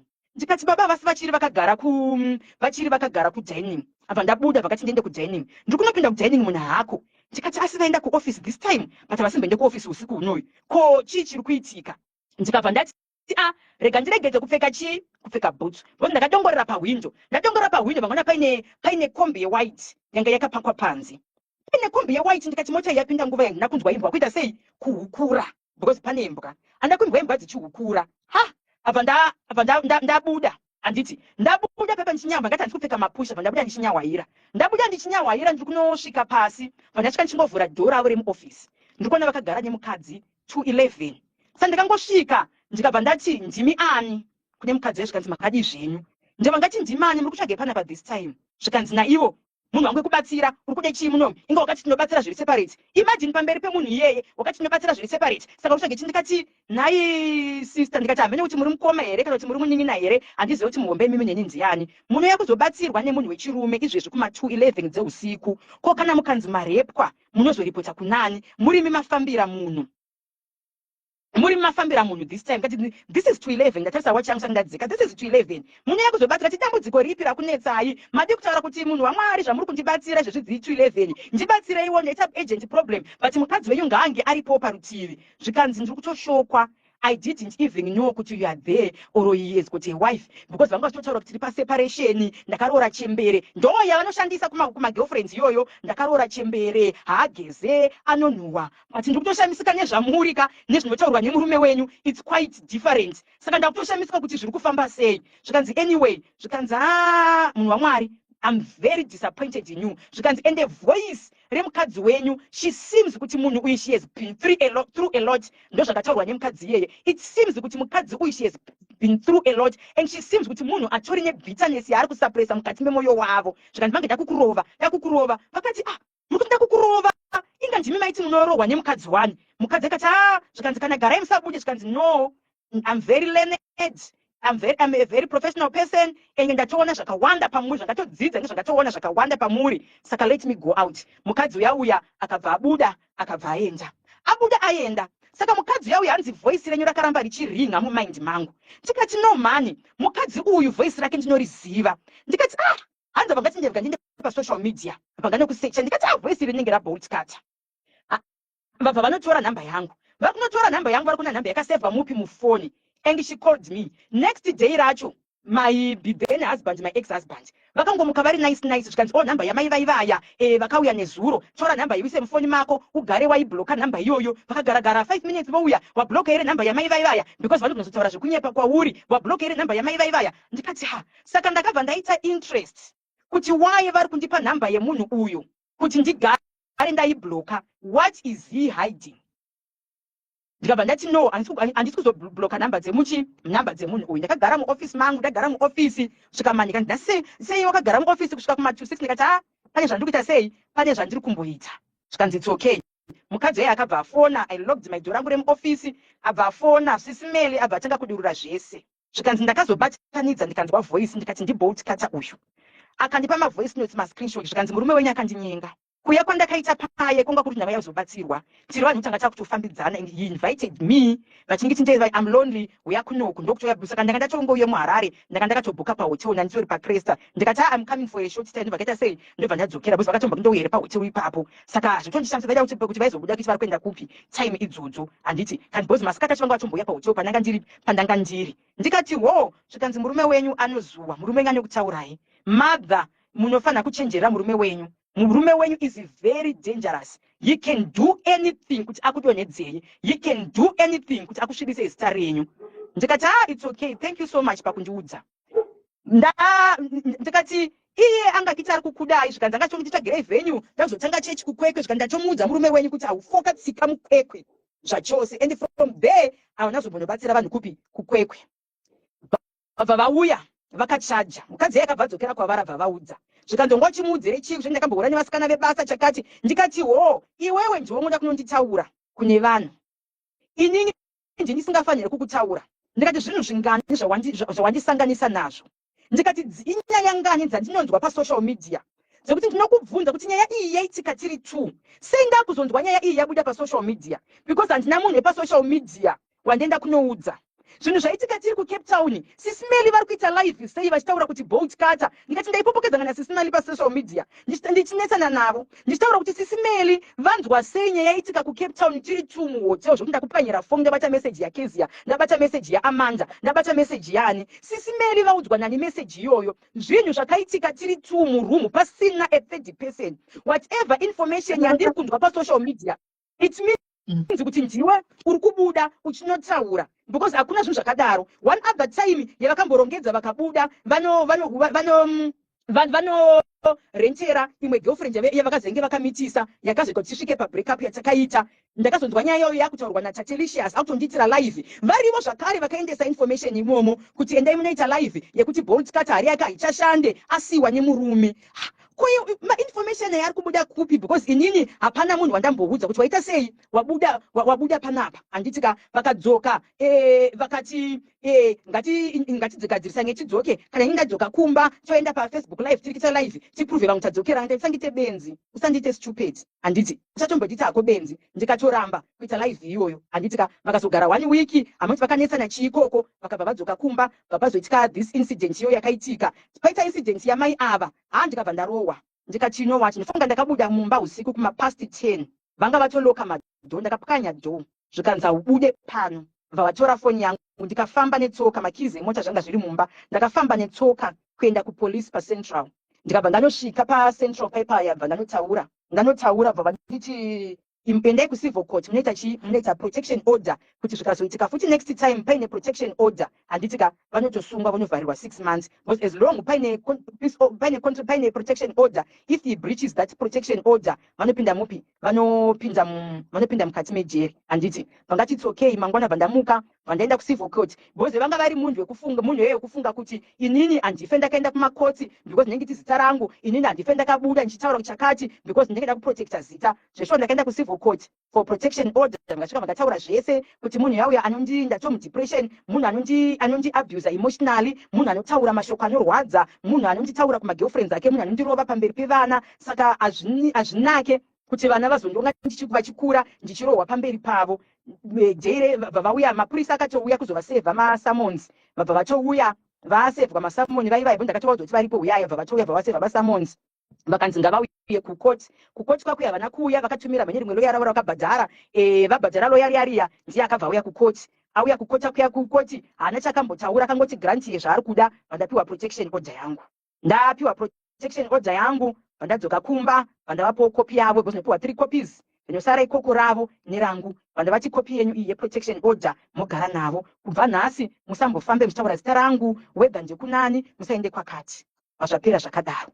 Pari kuzopinda nyaya yekuti vaudze vanhu zvemanjuzu nekurombeswa.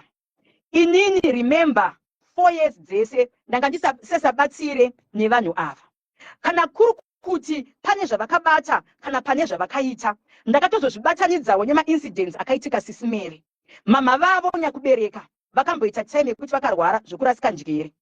Chakatinetsa pakarwara mai vavo, ende time iyoyo ndakatasabatsire navo. Ivo vaibatsira vari kwavo, ini ndaibatsira ndiri kwangu ndega. Nekuda kwe2 mareasons andakupai ai, handiti ndichizviitira zvangu, ivo vachizviitira zvavo. Saka chakatinetsa madays akarwara mai vavo, kwavaifamba kwese mai vavo vachirwara nepfungwa, vainobatwa ivo kunzi ndo vane zvavakaita sei, pane kwavakaenda vakanoromba. Saka ingine I was like, ndekupi kwavangadai vakaenda kunoromba. Saka rimwe day mukufamba kwavaita ngana tete wati handitika vakabva afonera hanzvadzi yangu anonditeedzera yunzi Victor, vakati Tsano mama vangu vari kurwara, hapana kwamunozivawo here kunoitwa zvekubatsirwa, chimboendeona mama because tatenderera nzvimbo dzakawanda zviri kutaurwa zvacho ikoko asi tomborina kana sense. Hanzvadzi yangu akati Tsano ina handizive but pane kwandakambonzwawo kuti pane vamwe sekuru vari paEastleigh vanoita zvekubatsira, madii mambotraya muende ikoko. Zvikanzi andipei address, zvikanzi amire ndikubvunzire nemunhu wandinoshanda naye aiti akamboita kupi akamboenda ikoko. Zveshuwa hanzvadzi yangu abva vatsvagira phone number akabva avapa phone number dzedziya. Avapa phone number dzedzi vafonera sekuru vaivaya vakabva vapiwa address yepa Wesley apo. Vapiwa namba yepa Wesley vakabva vaenda kuya vachinobuda vakidzoka kumba vakadzoka vachipupuma. Ndikati ko chii mafamba zvakanaka here kwamanga mainga namama. Zvikanzi anopenga sekuru vavo vanotopenga. Ndikati chichaitika. Zvikanzi tichingopinda imomo kana pamwe aona Range Rover. Ndikati asi pamasvika vabuda panze here sekuru vacho. Zvikanzi ayewa havana kumbopa Wesley not Eastleigh. Ndikati vabuda panze here kuti vaone kuti wanga uine mhuka. Zvikanzi ayewa vanambobuda pamwe vanenge vaudzwa nevakomana vavo kuti ndinifamba neRange Rover. Ndikati saka zveRange Rover nezvamanga mafambira mamo zviri kubata papa zviri kubata pane nyaya yako. Zvikanzi zvanzi tichingopinda imomo tabva tanzi izvoni muri kutsvaga muroyi muri kufamba naye. Munhu wamuri kufamba naye uyu ndiye akaromba, ndiye ari kupengesa mama.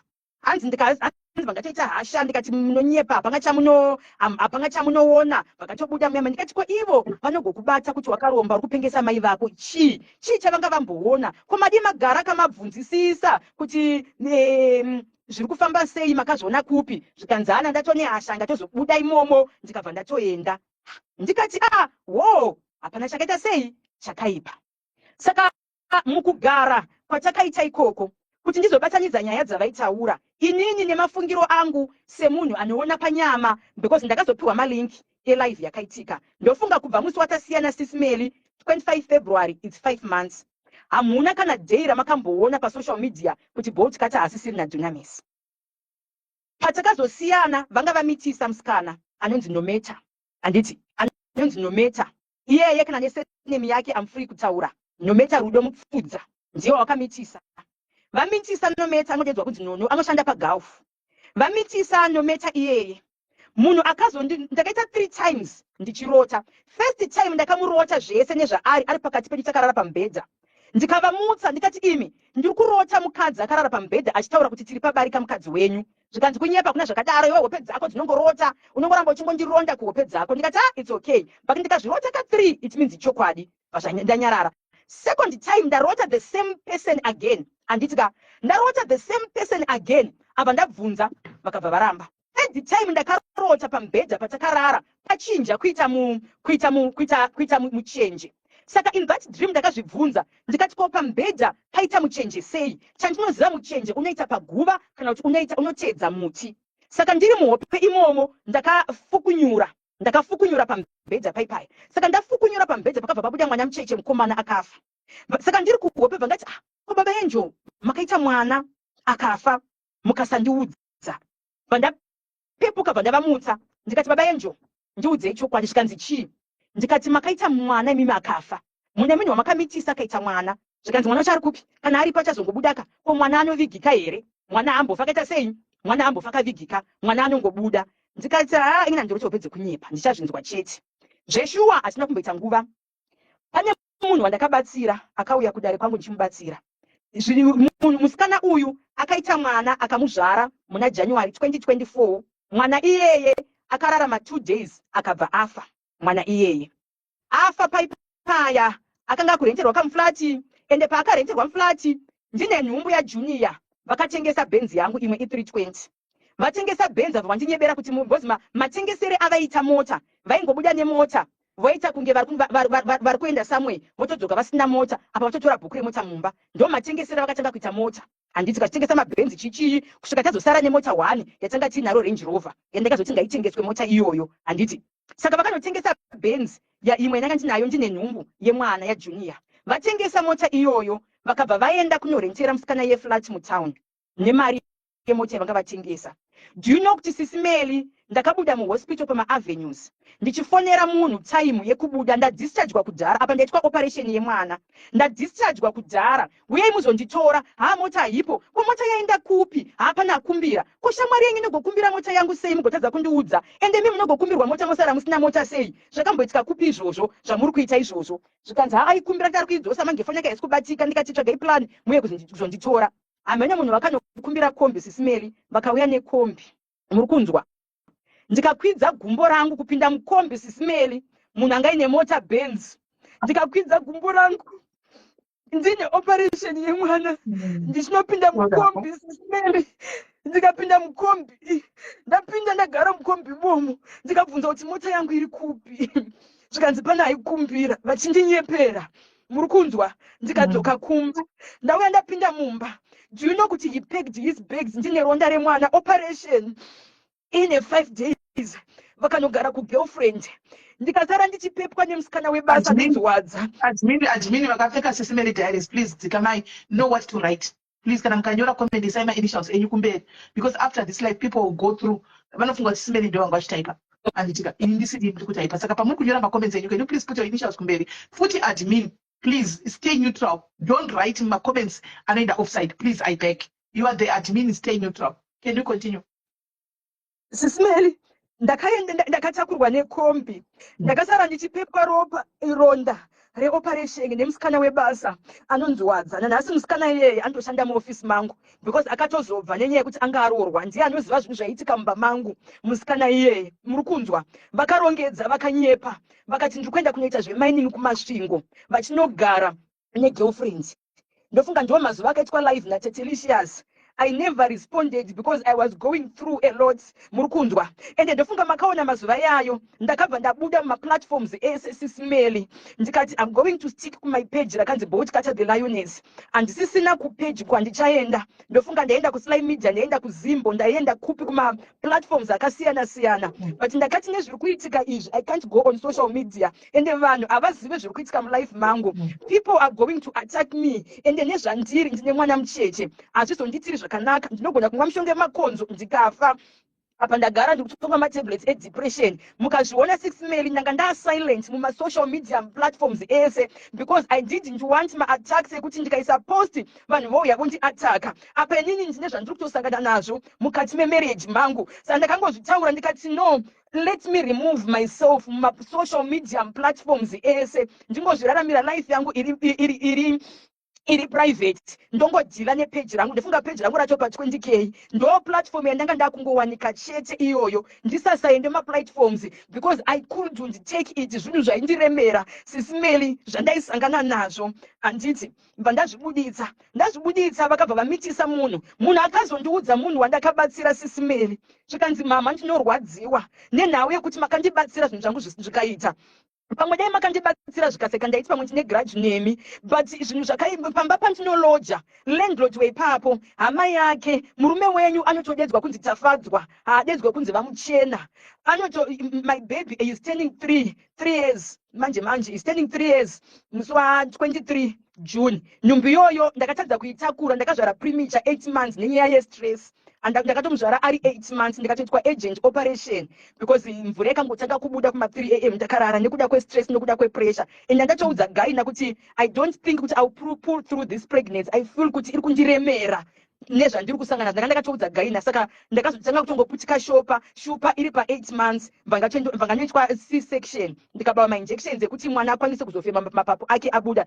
because kazhinji ma8 months havawanzorarama saka mukadzi uyo ndiye akazondiudza akati mama zviri kundirwadza because murume wenyu anotouya pamba ipapo pandinolodya palandlord wangu negirlfriend yake endina handizive munhu uyu akatomitiswa, ndiye akandiudza zvese zita rake and everything. Akamitiswa akatoita mwana yeye, but mwana akafa after 2 days muhospital. And nanhasi mukona mavoice ndakataura ndikati ndakavaudza ndakazvirota 3 times vakandirambira. Ndakavaudza 3 times vachindirambira zvinhu izvozvo, anditika zvikanzana ndikuudzei zvibve mupi, zvibve mukati memoyo wangu. He went to that lady, he started to threaten her kuti I'm going to kill you. Urida kuparadza marriage yangu iwewe. Wanga uchiudzire chii mukadzi wangu zvozvo zvakaitika, ndida kukuuraya. Ndikati how can you threaten someone urida kuparadza marriage yako? Iwewe ndiwe urikuda kutoparadza marriage yako because ndiwe urikubuda chinonyenga. Ndikavabvunza ndikuti mushonga rudziwa wina chii chiri kuitika pauri? Izemo rudzii rekuti unenge uchingonyenga vanhu uchiita sei? Chii chiri kumboitika pauri? Problem yako imbori papi?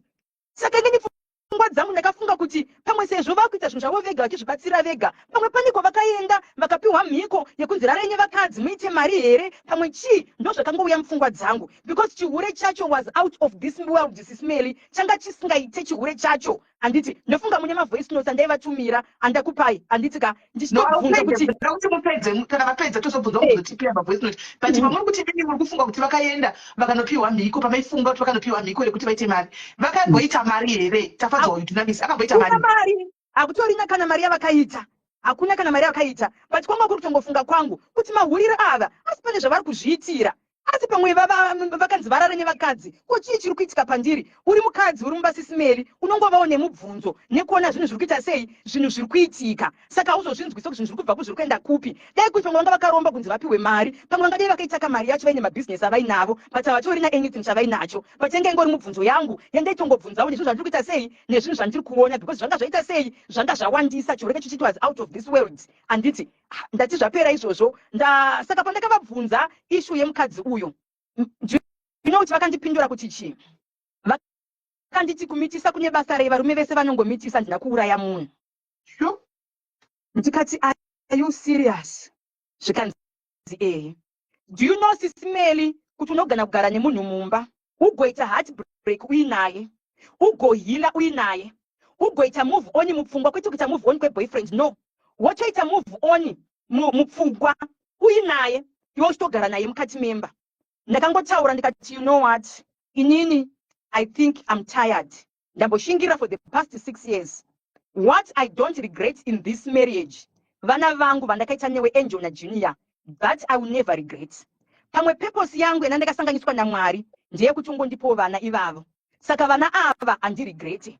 What I regret in my life, kusanganiswa kwandakaitwa nemi. Ndakavaudza ndikati I feel ndi Satani akandisanganisa nemi. Pamwe Satani aine chaida kutouraya mukati melife mangu. Kadai ndanga ndiri munhu asina kusimba zvandasangana nazvo zvese nematroli wanenge chitwa pasocial media, ndingadai ndisipo. Pamwe ndingadai ndakamwa mushongo wemakonzo ndikafa, but ndinoki ndikatarisa vana vangu vandinavo 4 ndo vanondipa simba rekuti andife ndakafira murume. Nyangodai zvikanzi zita rangu rasvibiswa, nyangodai ndikazi ndasangana nezvakati, andimbofe ndakazviuraya for the sake of my kids. Murume anogona kuita move on oenda, but vana vangu havafa vakaita move on, I'll forever remain their mother. Ndizvo ndakavaudza. Ndikati handisi kuda drama rese rawaimboita kuti pese paunenge wabuda ndinozvinzwa pasocial media ndiwe waenda uchinoudza vanhu. This time handisi kuda drama, handisi kuda kunzwa even pasocial media kuti tarambana, handisi kuda dare richaunganidza vanhu because handichade kugadziriswa. Pandaisimbodedza dare rehama ndaifunga kuti uchagadziswa ukaita sei ukachinja, but this time ndini ndichazoudza vanhu kuti ndati baba vemwana rongedzai mubude muende, inini handichade. Zveshuwa vakafunga kuti ndiri kunyeba, vakabva varongedza mota, pane kamwe kamota kavaishandisa kekuhaya, handitika because inini mota ndakanga ndatoisa matreka, ndine Lexus yandiri kufamba nayo, ndakatenga Discovery last year naJanuary yewhite. Saka ndanda nemwe Lexus yandiri nayo futi Lexus yegrey.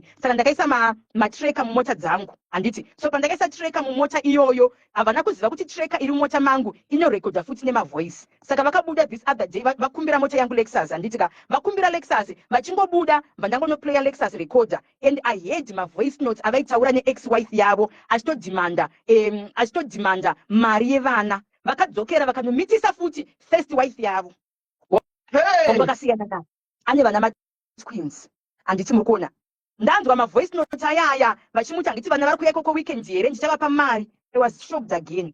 Ndikati baba ava nyaya dzako dzawandisa handichadzikwanisi. Ndakanga vataura ndikati you know what, inini handichade, just move mungoita sei mungobuda mulife mangu handisi kuda noizi inini ndichatumira madivorce papers because tine muchato ndichanofaila divorce ndotumira madivorce papers ndozvandakabva ndaita sei ndozvandakabva ndavaita handitika ndiri kutofunga kuti ndizvo zvega sisimeri inini nadhunamisi hatimbofe takadzokererana mwana wangu inini my first born akundibuditsira mascreenshot emameseji ekuti dhedhi vanga vakandinyenga mwana wangu kunyenga mwana wangu wandakazvara inini muri kunzwa kunyenga and my child can even come muri kunzwa kunyenga mwana wangu wandakazvara ndikati ko wakanyararirei sei usina kundiudza zvikanzi ndakati hazvingaite kuti ndikuudzei you are going through a lot kuti ndizokuudzai futi kuti murume wenyu andinyenga ndosaka maindiona pese pandainetsana because zvaindinetsa ndaiti tikanetsana pese pakanetsana mwana wangu aiva nongedzera kuti mama uyu murume uyu is evil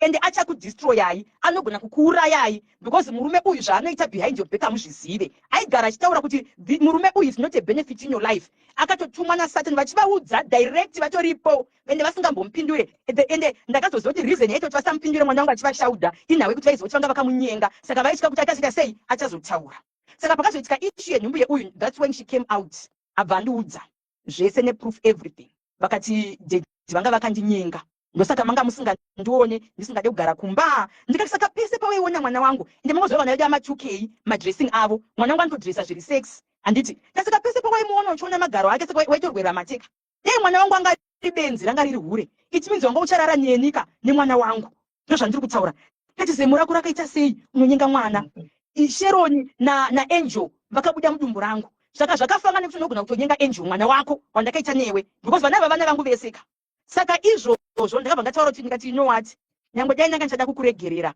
I cannot choose a man over my kids never there is no way yachichazotadzokerana muupenyu over my dead body handisisina handichazodzokera newe izvi zvawaita izvi wamboita chifambi nevamwe vanhu vese but not kumwana wangu atiite hakuna zvakadaro zvinhu zvakadaro not kumwana wangu zvimwe zvese ungaite but not pamwana wangu I cannot choose you over my kids vandavataurira ndikati haufe wakasvika pamba panogara haufe wakasvika pavana vangu handidi kana uda kucommunicata nevana ndichakupa nhamba yomwe mwana wangu mwemukomana ari form 2 unongofona ipapo piwa phone wotaura nevana I blocked him sisimeli pamaphones angu ese pawhatsapp macalls everything I blocked him even papeji rineri I blocked him vakatongosiyana nazvo ndikati no vana vacho hatochengeti haite anything I just told myself ndakambokudza ava 2-1 handikambotadze kukudza ava 2 nyangwe ndaimbotumira mameseji mukadza kutumirawo mari yevana here ko vana ko school fees yemwana ko chikafu chevana mwana mapamba chakati ndikaona kuti yowe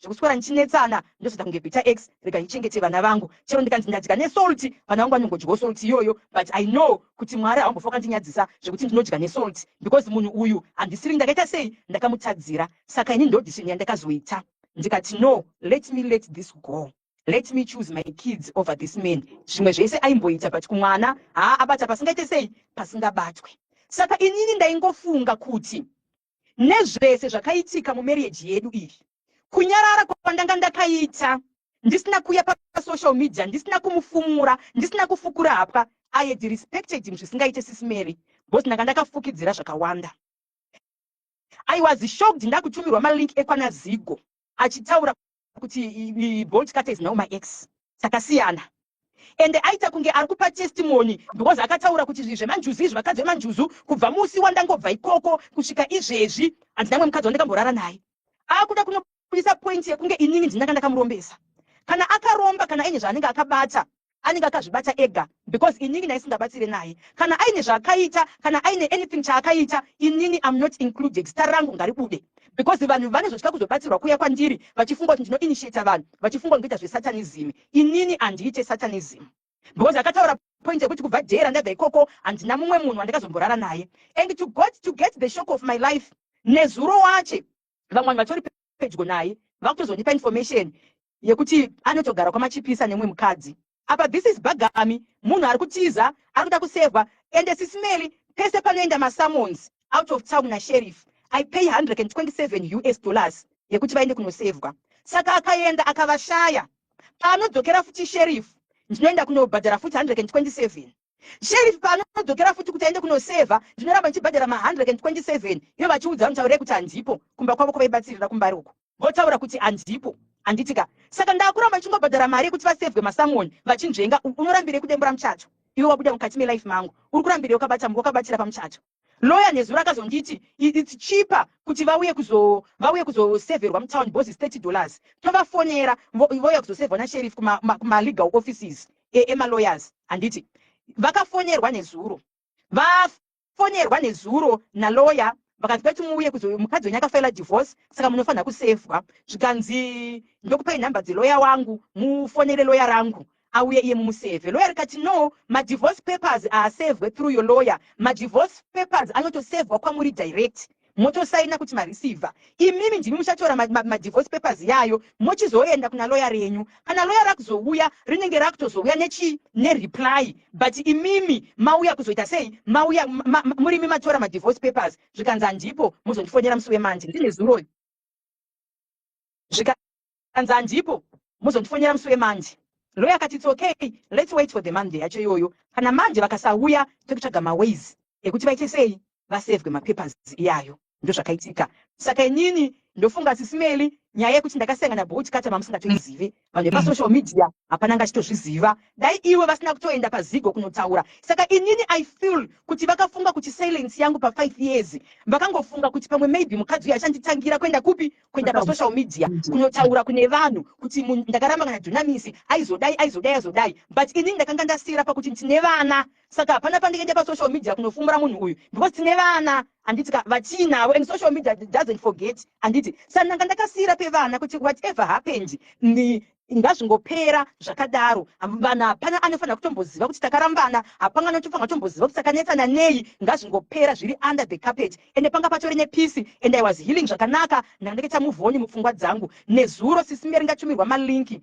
Ndakaita kunge ndichaputika tsinga apa ndanga ndatombomira ma-depression pills. Ndifunga matoona kuti akati wanda mupaketi. Ndakanzwa tsinga yangu inei kudembuka. Tsinga yangu yakatanga nezuro. Ndakati ndichikwidza ma-steps kuda kuenda mumba so. Nezuro ndofunga dai ndakafa. Ndakaita kunge ndida kurutsa. Ndikaita kunge mweya wangu kuda kubuda. Ndikaita kunge ndida kutorutsa mweya wangu. Ndakangopinda mumba. Vangatora pen stop green 1.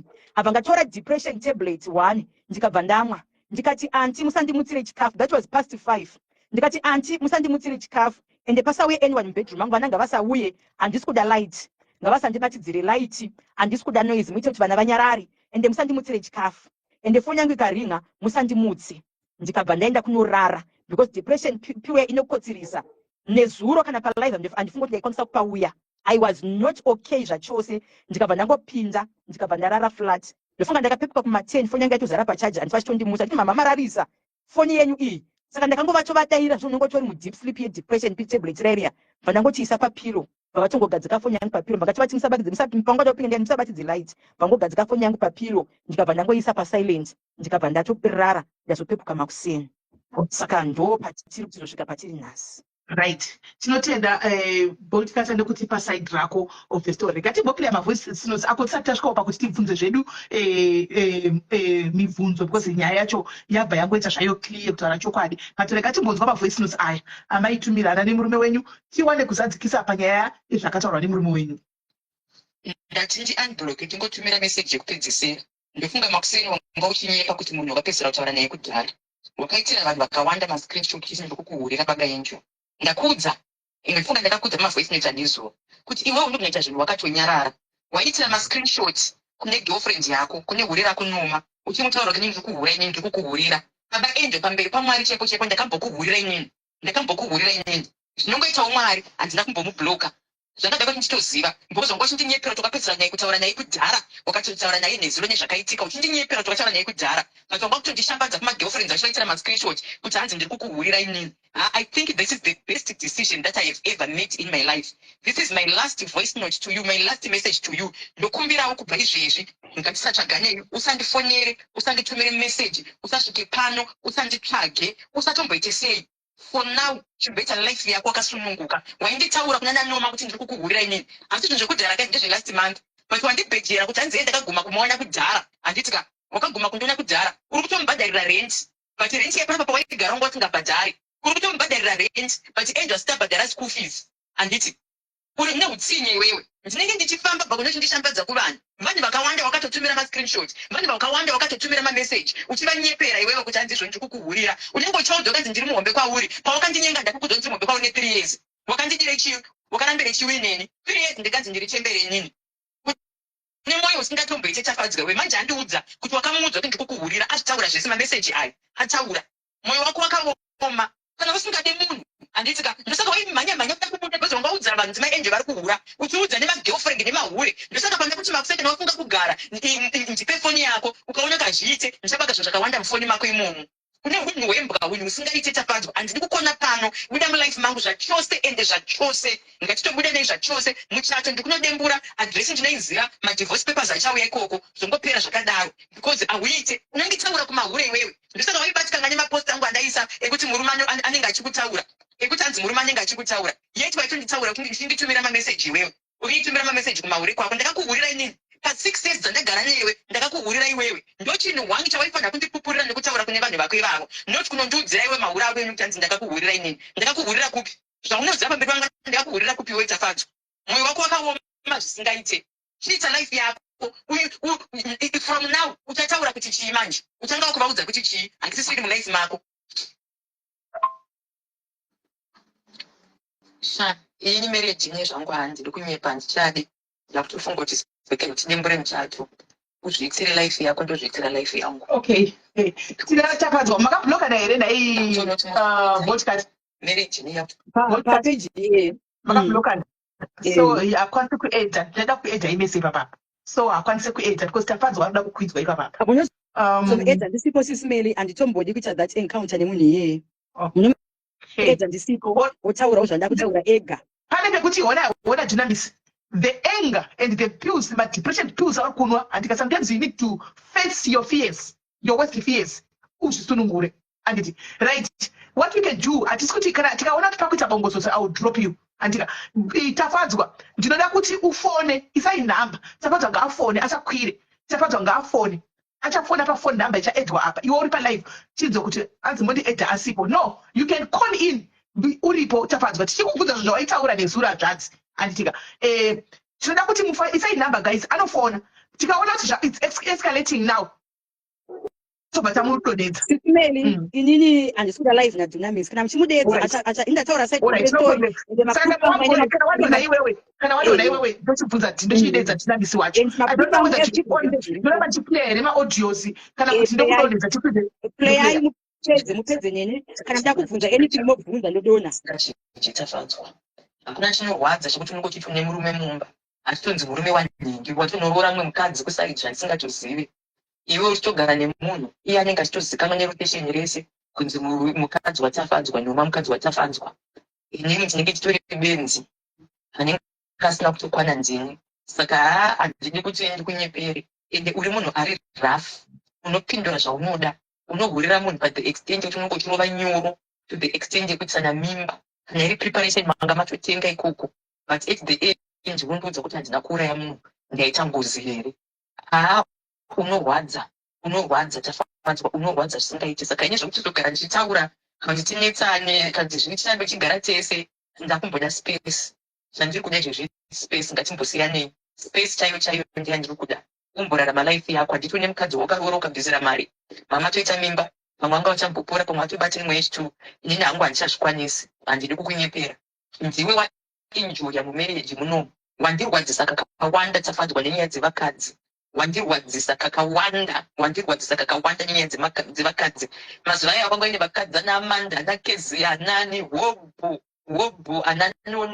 wanga uine vakadzi hobhu type netype pandakazoita gurupu rewhatsapp pepe vakanga vari 16 vakadzi vaunonge uchihura navo ukasvika pakundibhadharisa mari dzakezia ndandaisa usati wanipa mari yangu 1.8 ndikabhadhara kuhurira kwekezia ravaihura futi naro uchindirwadzisa naro mumwoyo mangu mune pain handidi kukunyepera ndine pain mumwoyo mangu 1.8 yangu iyoyo ndikabhadharira hurira rako futi ndikuida ndoida what this is what I'm going to do maaudio apa akareba enda akawandisa saka zvandichaita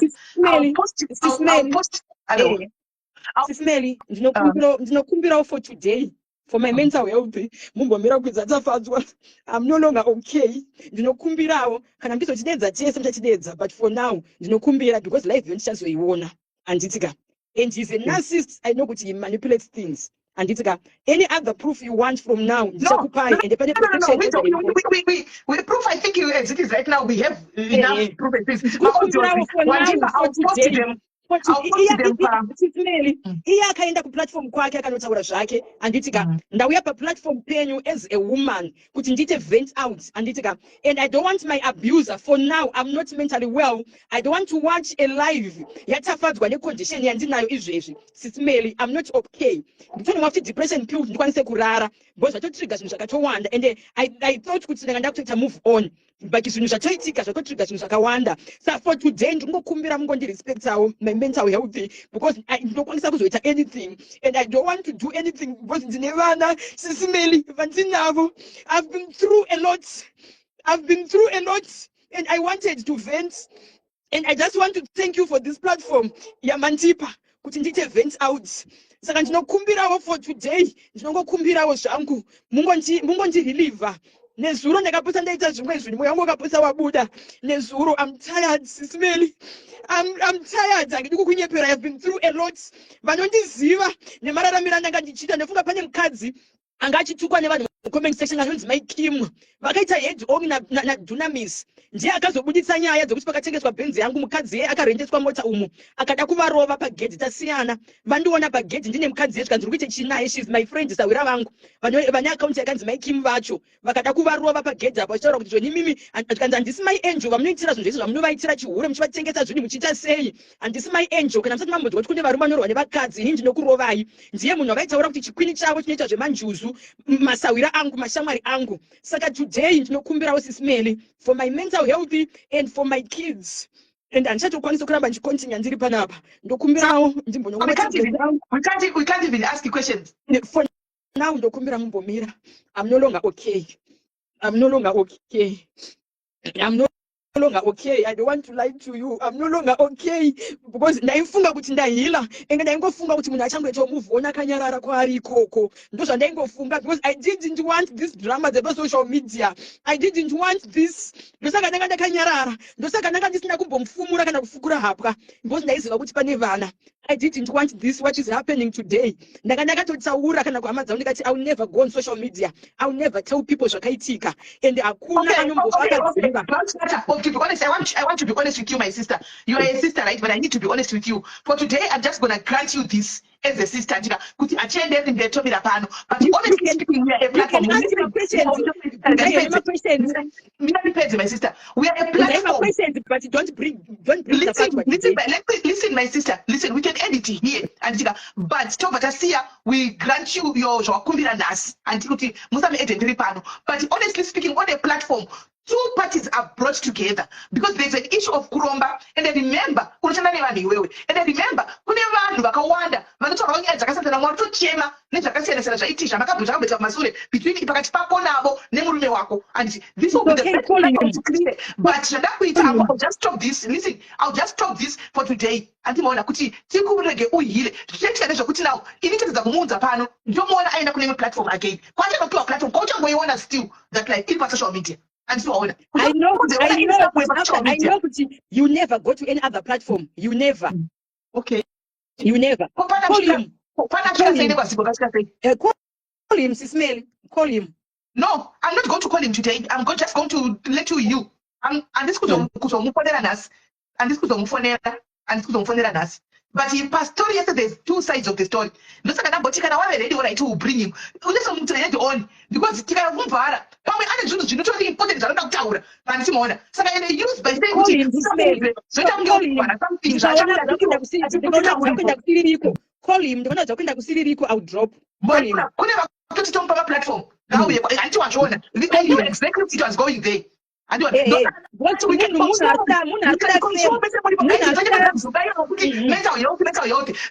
I don't go in the platform. No kwachangoenda ikoko.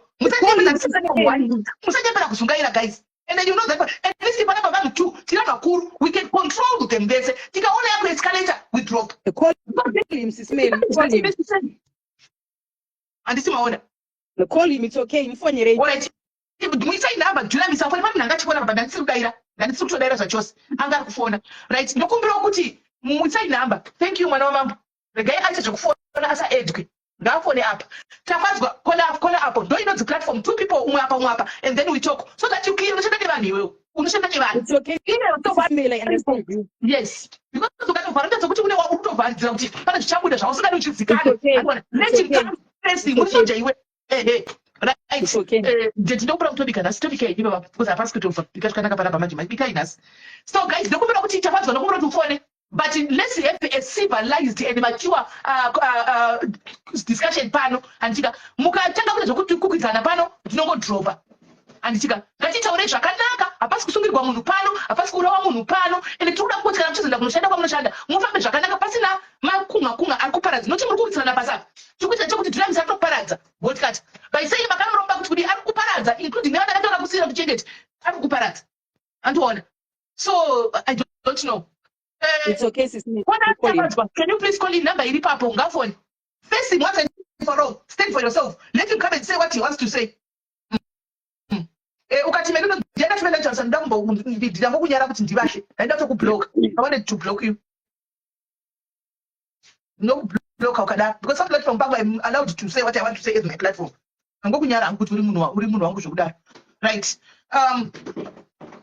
tafadzwa can you please call in mupe number guys afoni nhasi vanhu vatobika havazvikuita kuzichipedza kungatenda ndongeza ndovati guys ngavafone tone ndokumbira mufone vatafadzwa fonai takumirirai tafadzwa ndokumbira mufone nhamba iripo vapeiwo nhamba vafone tipedze nazvo tibve takupaiwo zvatiri kunyatsokufunga nekuona zvakatoitika kubva zuva racho kusvikana nhasi fonai tione tafadzwa fonai tione and this might help you to you Joshua chokwadi Joshua ndimoni zangu ndotofesai hakufesana nazvo chaiko zimbotisikana hakana anoti tatikawati right ngauye tione ngafone tafadzwa nezvokufona pawhatsapp seva nhamba dzangu idzo pawhatsapp seva nhamba dzangu ufone pawhatsapp seva nhamba dzangu ufone pawhatsapp aukwiri hako tinongokuseva nhamba ufone kana kuti ndikudonhedze iuye kufoni iwewe ndikiri podcast uye pafoni utenda uri kufoni iye akwire All right. It's okay. Aditi. Right. But zvakunetsa zvepana pachimbobva bekiwiri chimbobva kana zvakunetsa panapa chimbobva mental health yakutaura panapa pane maplatform amhera kuti 300 400 achingoendeko kune mental health futi next platform I brought my story let me finish it ndega uye kuzondiudza kuti hanzi mental health inozokosha paplatform yese muudze kuti adeactivate Facebook account because me yes I can say ndinotedza kusamba platform achingopedza ikuvhurwa pamwe live ikatovhurwa pamwe izvozvo uluwidza kuti uya ndikupe platform anenge akatomirira hakuna mental health here ikoko hakuna here we just have to control my taurigira chaita ari kupi auye uyu wacho kana taona kuti it's going haywire and then todrop adonha medhemu yake vadonha tavabvisa pano medhemu yake tavabvisa she's going to be in the comment section katonenge vakanyarara zvavo kana tavari kufoni vasasangani ari kupi hatina kupusa kani vana breda manyumwe hatina kupusa hatisi madofo zvokunyanya kudaro hatisi madofo zvokunyanya kudaro ngauye tafadzwa wacho akwira apa hatina kupusa tafadzwa ngauye toni pinda tiuya toni ari kupi tafadzwa wacho timi ede toni tafadzwa torina kana green button haana green button racho tafadzwa wacho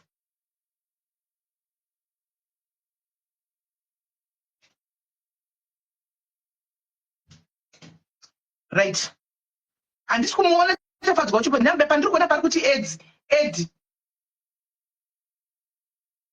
pamuri kuti alright mene ndikuedhe podcast pamuri pari kuti edi iye haana green button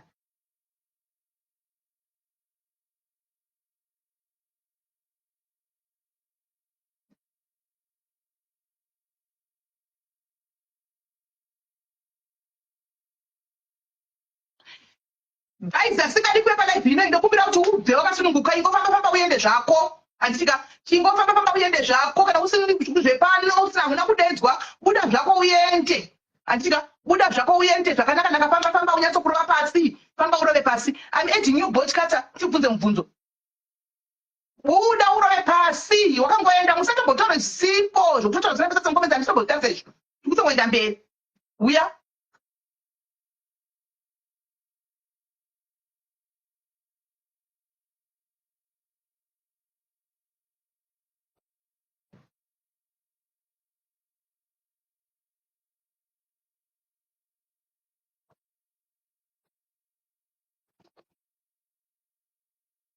zvazvinonakidza manje chitaura sina basa unobva watorova pasi hanzi ndipei hashi hashi ungochipiwa mucomment section one ungochipiwa hashi mucomment section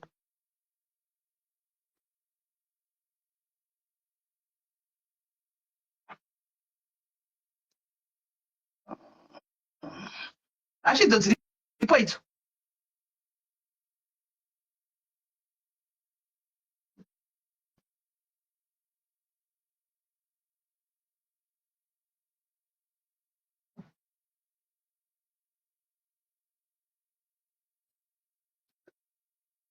namba dziripo idzo ini ndine mubvunzo yandoda kumubvunza zvangu tafadzwa 3-4 chete namba yakapinwapo iyo ngatore namba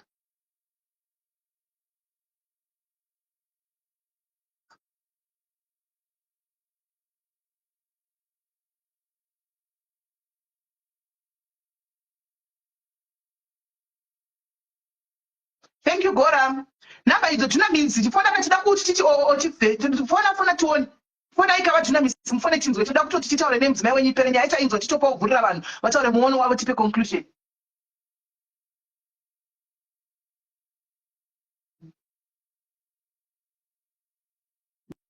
botikata ndinaye kana ndida ndichamuedha uku ndinaye namba yakapinwapo iyo namba iyi yakapinwapo iyo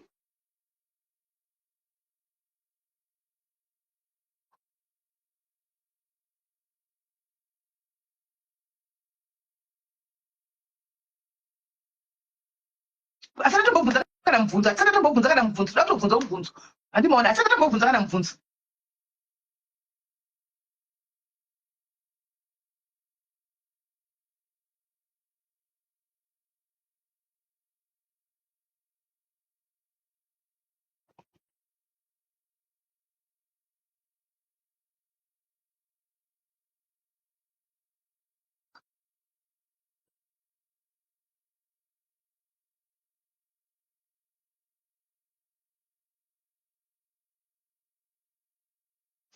Botikata, I'm adding you. I am trying to add you. Botikata, I'm trying to add you. I'm trying to add you. Botikata, I'm trying to add you. Accept.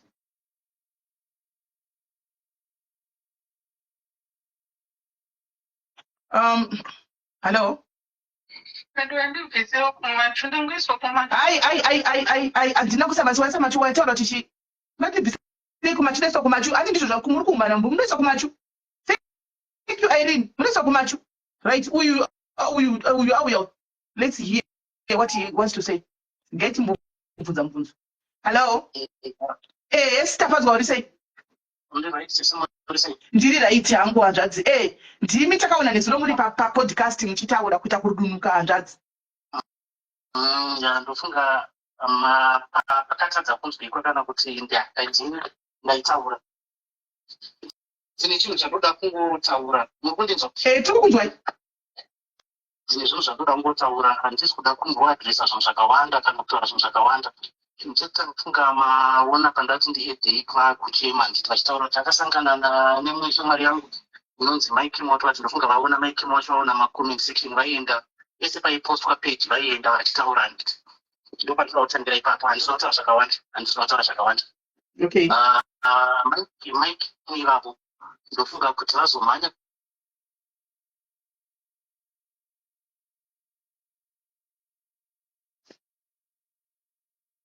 Hello. Hello. Hello. Mama nyarara boshaitika. Ndofunga network. Saka ndakavaona vari motikari na Mike avo vanonzi Mike watu vatsvaka handiti friend yacho. So ndakaendapo inini ndakangotanga ndichingoti ndaona mhoresa munhu wangu ndakunotoana Mike saka pandakasvika ndopandakaona kuti ana Mike ndopandakamoti uchina Mike mukutamba na Mike zvikanzi ndotamba navo ndikati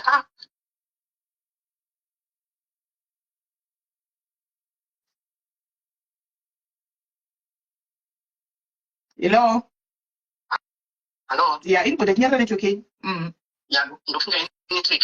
Saka ndakabva ndamuti munhu uyu inyoka achakuruma ari kukutaimira handiti ndichida Mike waiwai ndichiudza uyu ndikati ngwani ndinebera gore rese zvikadzi ndaitotamba navo but ndanga ndakuavoida kuti usazvizive kuti ndinotamba navo ndikati it's okay but one day munhu uyu ari kukuruma inyoka and one day ucharegreta. Saka zvakabva zvapera. Inini pandoda kuedza kutaura ndepekuti ataimirwa naMike Kim ende haana kuzvinzwisisa kuti atotaimirwa. Ende Mike Kim ndofunga pandakaita interview naNaziko ndo one vaimhanya vachiposta vachitaura kuti tinofanira kunzwa side raBolt-Carter, tinofanira kunzwa side raBolt-Carter. Mukateerera interview yandakaita naNaziko mune mweya usina chimwe chinhu kana kuti against inini, munonzwa handina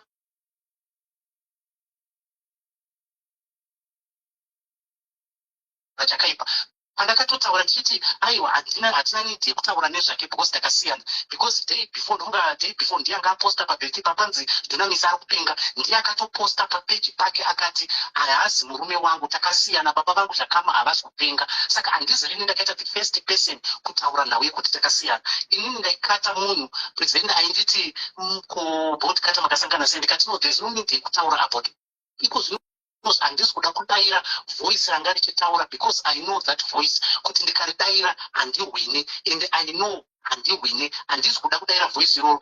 One sense kuda kudaira voice ranga richitaura, I know kuti haazi riye munhu wandinoziva, handitka. Saka zvese zvanga zvichitaurwa zvimwe ndosaka ndakaenda, dai makateerera zvandakaenda chinotaura, ndaiedza kutaura zvinhu zvandaitiswa nemweya yemanjozo kana kuti nemweya wakaipa. Enda ndichidestroya kingdom yake, handina kuenda ndichidestroya kuti azodai kana chimwe chinhu chandakataura chiri bad. Kana makateerera zvinhu zvandakataura, handiendi ndichinotaura because one, ndamai vevana vangu, handitaure bad, kwete kuti handina zvokutaura kana kuti ndikatotaura you be shocked mukatozoya side rangu, but handitaure bad because ndine vanawo mangwana vanozonditi baba vakazoti chii kuna mai. Zvaaita nhasi achitaura inini, achaona kuti imhodzi yayo upenyu hwake hwese, ende achadona a little bit kusvikira apera because zvichamudya. Handina kutaura zvakaipa about the Precious, handina chinhu chandakataura about Precious. Dai makateerera that video ndaitaura inini ndini ndaikonfesa zvinhu zvanga zvaitika mulife yangu, whether kuti zvabva sei zvauya sei, whether ndaita zvipi, zvataurwa zvese nevoice iyo, handina chandiri against nacho because that voice, I know that voice in the kingdom. Handiri kunde, handiri kuriri, ndinotomuna kana ndinouya panapa ndichitaura kuti Bolt-Carter akazondidai, no, handizi munhu wemadhirama. Ende chinhu chandinokutenda kutonamatira utsvene hwangu, hakuna munhu angatonde dombo akanditema because tese takatadza. That's why ndakaenda ndichiti inini ndiri wrong, ndakakanganisa. Kana paine munhu akanzwa video ndichitaura kuti Bolt-Carter akandita chakati, kana kuti akandityisa, kana kuti akandiinitiata, kana kuti akati, ndakatoti zvinhu zvakatangira mu2020 mulockdown kuratidza kuti 2019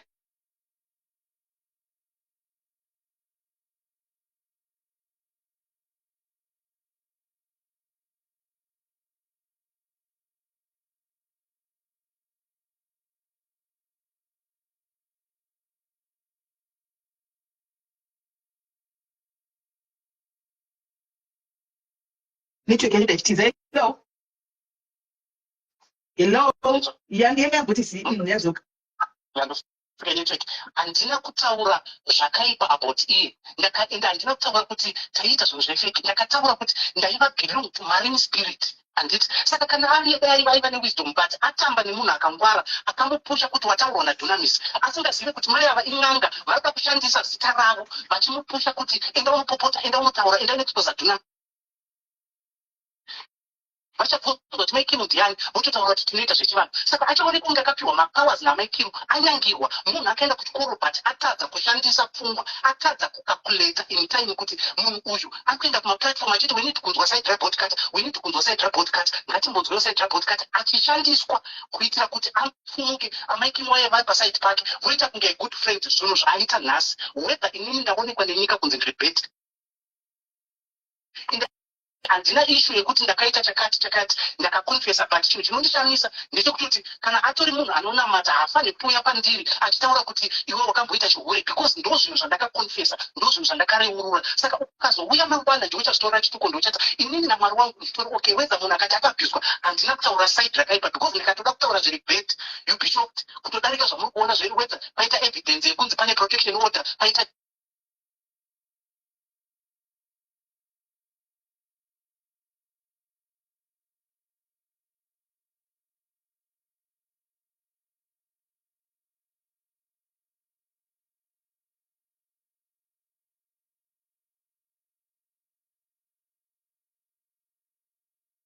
hello.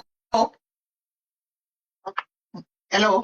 Ya madzoka. Hai toisabeda chitombotiza. But ndisati maendera mberi ndoda kubvunza vajournalist. Anditi pana apa interview ndakaiteerera yana dziko nezuro apa matauro ndikaitaura zvamadzokutaura a few minutes ago mati voice raari kushandisa ndere kukingdom. I don't want to face that voice ever. Anditi now no mina ndipedze kubvunza mina ndipedze now imimi muri ex ya prophetess anditi ya Bolt Carter muri ex ya Bolt Carter isusu toziva kuti makatouita tanga kuita zvinhu munakatanga kuita zvepa social media ndi Bolt Carter akakunza imi masiyana nditi matendeuka zvekwa matendeuka noti makataura maitaura confession yenyu matendeuka makuita zvinhu zvekwamwari but muri kutaura still kuti the voice belongs to a kingdom. Let's use common sense there, my brother. If in a single thing, I change izvozvo anofunga kuti chii chandikutaurira izvi ndikuti handifane kuakiwa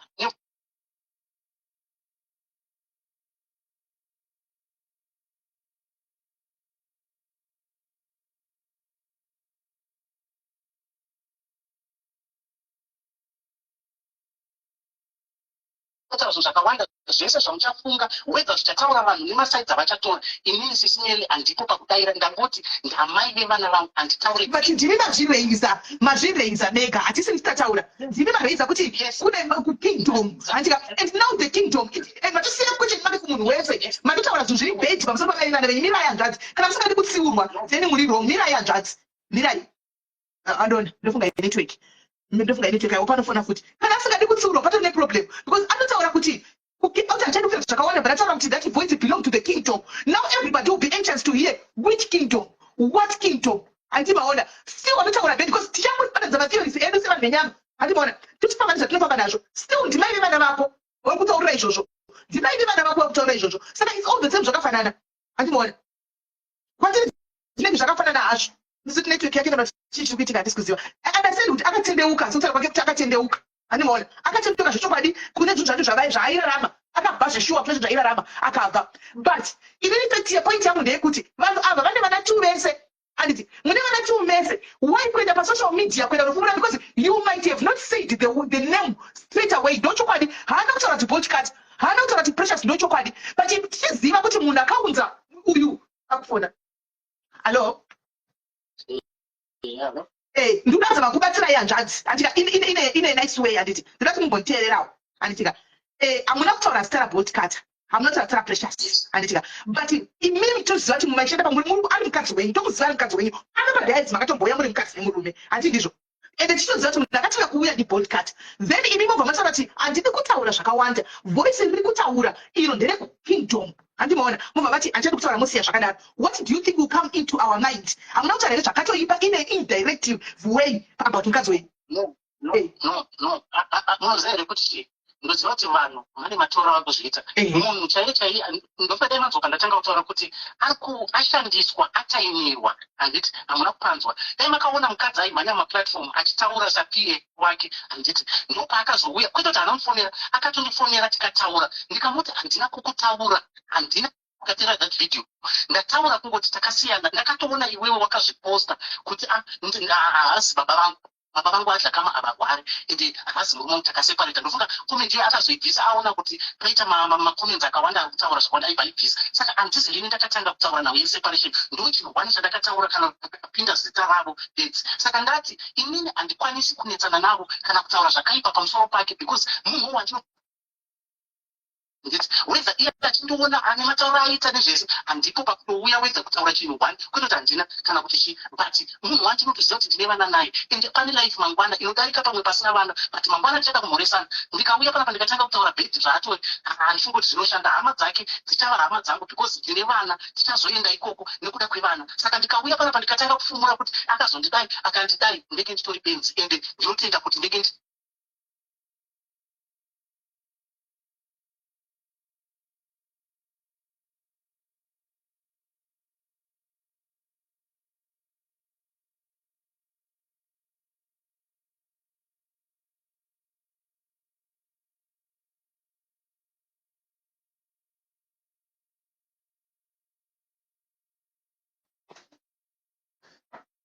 network yake iri kuita ichitiza guys network yake it's running away iri kuita ichibaleka network yake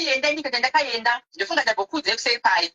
The only gathering yandakaenda pakataurwa issue yemudzimu pandiri. Handitika ndo kwatakatoenda and my family was there.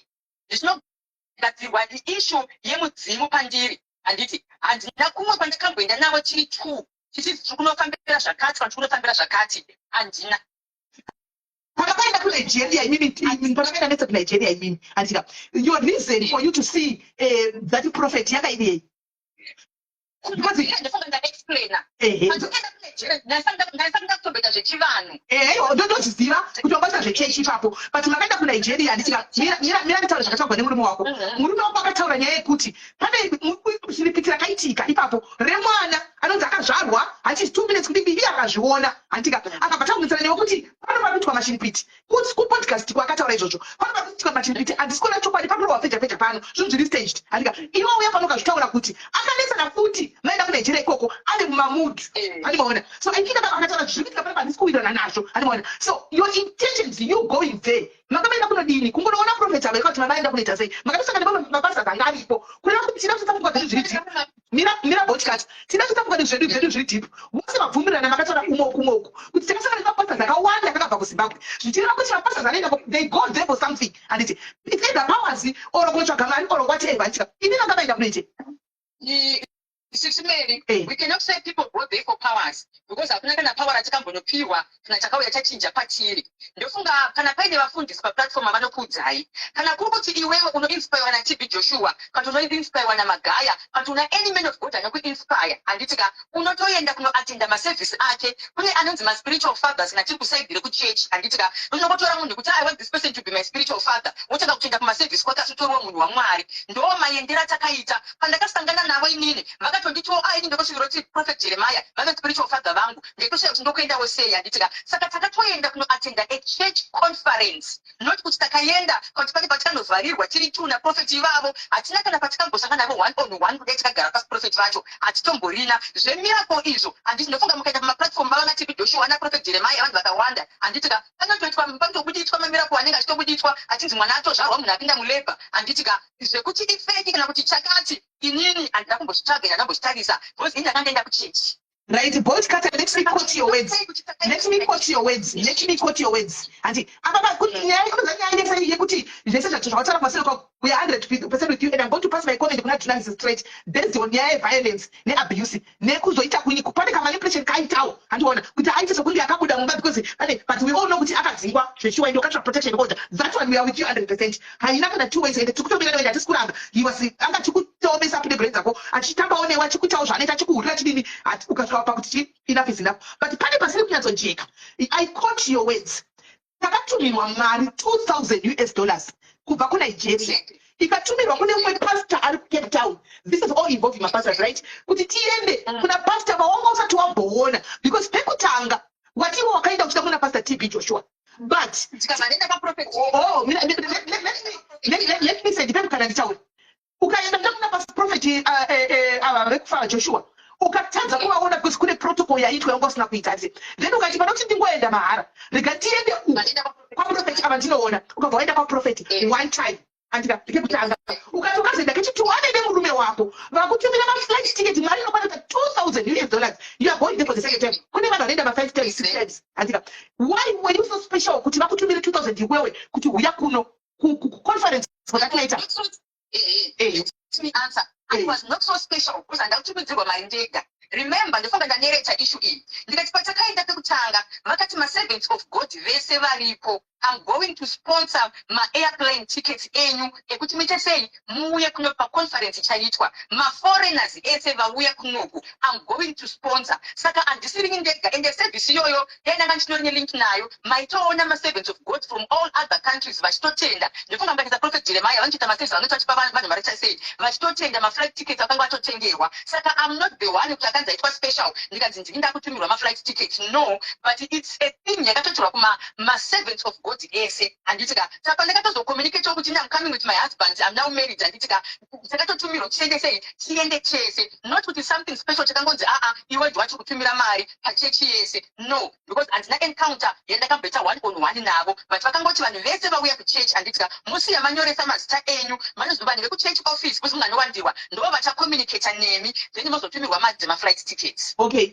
I caught zvawataura nditi tasvika kuNigeria murume wangu akataura kuti ndiri kuona zvinhu zviri panapa zvisina kujeka handika on that one I give journalist his credit ini nditaura chokwadi ndakazvimirira I give credit pana journalist ipapo akaona zvinhu zvanga zvisiri kuenderana semunhu panguva yakamira pachokwadi makuta kuti kudana napo wataura kuti makuta kubva kudana napo kubva kuchata makadana 2 months makuta patombekana 7 months makudana so munhu tokuti munhu angakamira pachokwadi aona zvinhu zvisina kumira mushe abva akuudza kuti ndaona zvinhu zvisina kumira mushe pano pari kusitedwa mamiracles pano pari kuitika zvinhu zviri fake handika zvobva zvasvika kuna prophet apa prophet calls you guys vobva vati kuti imimi kana baba ine musiri kuirana nezviri kuitwa pano rovai pasi musiyezve pano handika is the person that you are calling your spiritual father handiti iwewe izvinhu zvakadai zvichiitika handika wakazvitora sei ende murume wako aive wrong here apa no he was not wrong ndifunga kuti mukavabvunza ndakatovatauira ndikati mukuona tawene maflight tickets hatina dzimwe mari dzatinadzo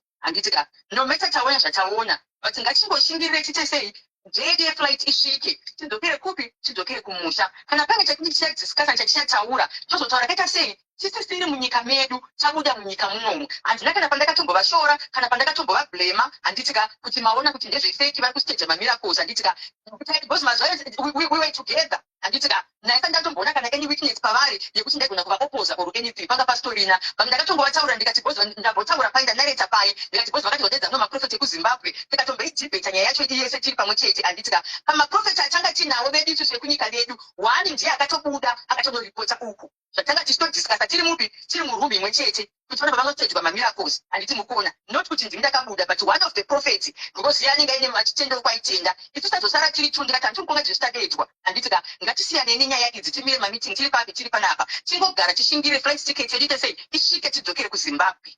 Okay, alright, tiri kunzwa zvamutsanangura ndiri kuda kuzvite clear kuvanhu handitika then let's go panyaya yebasa renyu ramaiita handiti maita basa renyu iwewe nemurume wako achizvimiririra from the word go Tafadzwa was not a prophet apo I stand my ground and I stand my weight ndakazvimiririra I'm not attacking you guys but I'm just saying the truth Tafadzwa was never a prophet ndichiteva interview yake nezuro Tafadzwa akati ini ndaide ndichingori munhu aine nechechi anga ari munhu aida zvechechi hake munhu angangori nechechi achimira achita zvokuparidza muchechi achidini anga asiri prophet Tafadzwa started chiro pakao chechi kwako anoti ndakangopinda muchechi ndikagara kumashure ndikakona uchiparidza ndikatinakirwa neshoko rawaiparidza ndikatabatedzwa kusvika ndazodiniwo ndazonyenga pepi handiti all of a sudden ave newe you were the prophet and tichitanga futi pekutanga Precious you were not a prophet me my friend you were a preacher wangandifundisa Precious you were not a prophet kana pane vanhu vekuchechi kwangu mukometsera nokuudzai was a prophetess ngaitoprofita zvingaita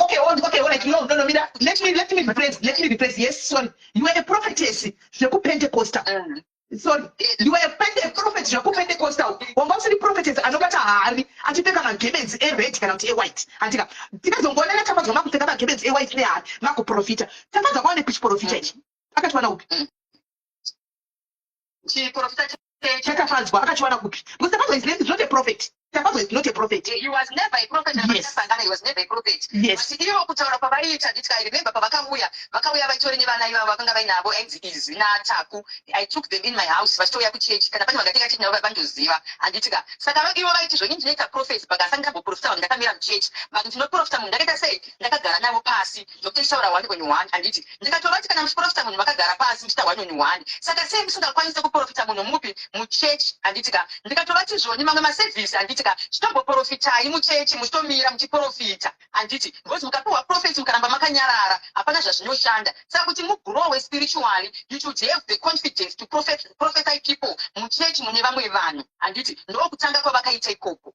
right saka how did you switch from being a pastor, a prophetess, one Pentecostal, we know all the prophetess, the Pentecostal prophesies. Nature prophet kwenda kusanga kwa manga makuita. And who introduced you kwa? Who introduced you kwa Givens Everett ne white podcast? As we make sense out because the podcast ndakakutsvaga nezvako kudhara. Wanga uri prophet woku Pentecostal iwe. Chicha kwa yes. Who introduced me kuhari? I cannot say it was introduced to me because inini ndine degree, ndine bachelor's of theology. Zvihari zvitori muBhayibheri. handitika ndofunga I would quote maverses ndichitaura zvehari Jeremiah chapter 19 verse 10 zvehari zvitorimo mubhaibheri handitika tisatambosvika kuti vanhu even zvemvura zvokuenda kumvura zvitorimo mubhaibheri tidakunomira kuti kristu kwacho handitika zvitorimo futi mubhaibheri because Namani panotorwara nemaperembudzi akaenda kune munhu waMwari iye aitarisira kunoturikwa ruoko but asvika kune munhu waMwari anomutaura kuti maperembudzi ari pauri kuti apere enda unozvinyika mukati memvura handitika saka even zvetsvimbo zvatinobata izvi handitika tisingaveri timirire basically tiri kusaiti rechivanhu kwandamira ndavi mubhaibheri mato zvetsvimbo zvitorimo zvakare ndofunga Moses aitofamba netsvimbo ende tsvimbo yake itsvimbo yekuti aitopirwa mainstructions naMwari kunzi tsvimbo yako iyi kana uchinge wasvika pakati rova gungwa gumbo rivhurike rova pakati mvura ibude handitika tsvimbo yako iyi iise pasi ichinje kuita nyoka handitika saka tikada kubata even both kuchivanhu nekuchikristu zvese zvinopinda zvese zvinotokwana ikoko kana muta mavhesi ehari ndichakunyorerai kuwhatsapp kwenyu ndokuratidzai mavhesi ehari mavhesi etsvimbo zvese inotoita sei ndokuratidzai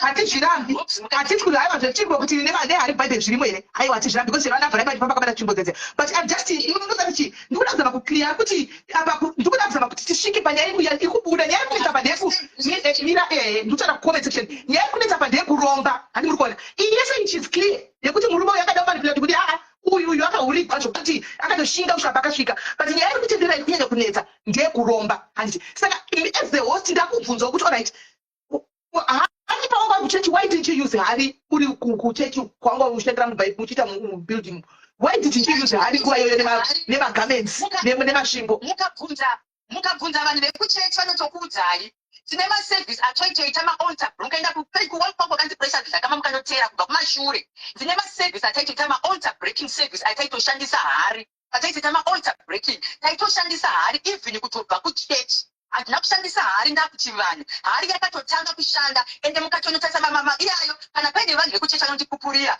maaltar breaking service taitopfeka magemens ewhite ndora ndaitoshandisa maaltar breaking service ndotoshandisa hari iyoyo saka hari haina kuzotanga kushanda nekuti ndabva kuchechi yakatanga ende mukatata even mapasta mazhinji vanotoshandisa hari for deliverance service kana vachiita maaltar breaking service okay aiwa we want to understand as many as understand how vanhu vanenge vachiunderstand how andindizvo vanenge vachiunderstand saka now the biggest question the main question I think everyone yakamirira ndeyekuti makangoswitcha from kuchiprofita maagogo maambuya makun'anga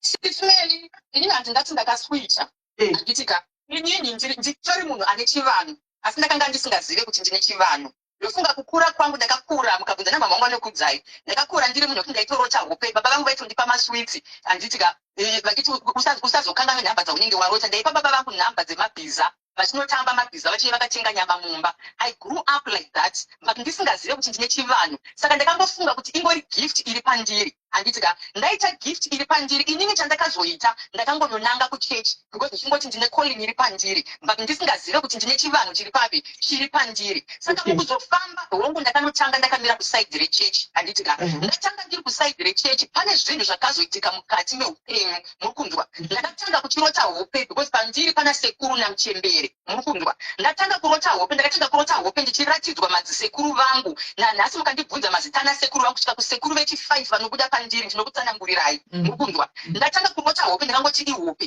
handiti then hanzvadzi yangu inini hanzvadzi yangu anonditeedzera akapa mumwe munhu lift mumota apa munhu lift mumota zvikanzi ndikona mine akatonzi kana achitobvuma ndozvakandigona kuuya palive agotokuudzai why I translated kubva kuprophetess kuenda kuchivanhu zvikanzi munobvuma kuti nditaurewo nemi here pane zvandaoneswa but ndazviona pahanzvadzi yenyu ndaratidzwa mine hanzvadzi anoita zveufundisi but hanzvadzi yenyu zvinhu zvake zvakamuomera anofanira kugamuchira chivanhu chiri paari nekuti hakuna munhu anoita mufundisi asina chivanhu chekudzinza rake zvino munhu anozokumbirirwa kuti amire ari kusaidhi rekuchechi asi patori nechivanhu chinenge chitoripo hanzvadzi yangu it took him 1 month kuti andinyengerere achingonditi hanzvadzi chimbogadzira zvinhu zviri kutaurwa izvi ndikatombomurambira because inini ndani ataka zvemudzimu sisimeli ndanga ndisingade kuzvinzwa ndaitorowa madeclaration in the mighty name of Jesus zvemudzimu handitodi kuzvinzwa ndichi ataka hanzvadzi yangu andinyengera ndikanyazoti ngauye munhu yeye ndimuone mukundwa ngauye munhu yeye ndite sei ndimuone zvese munhu yeye akauya akatouya kumba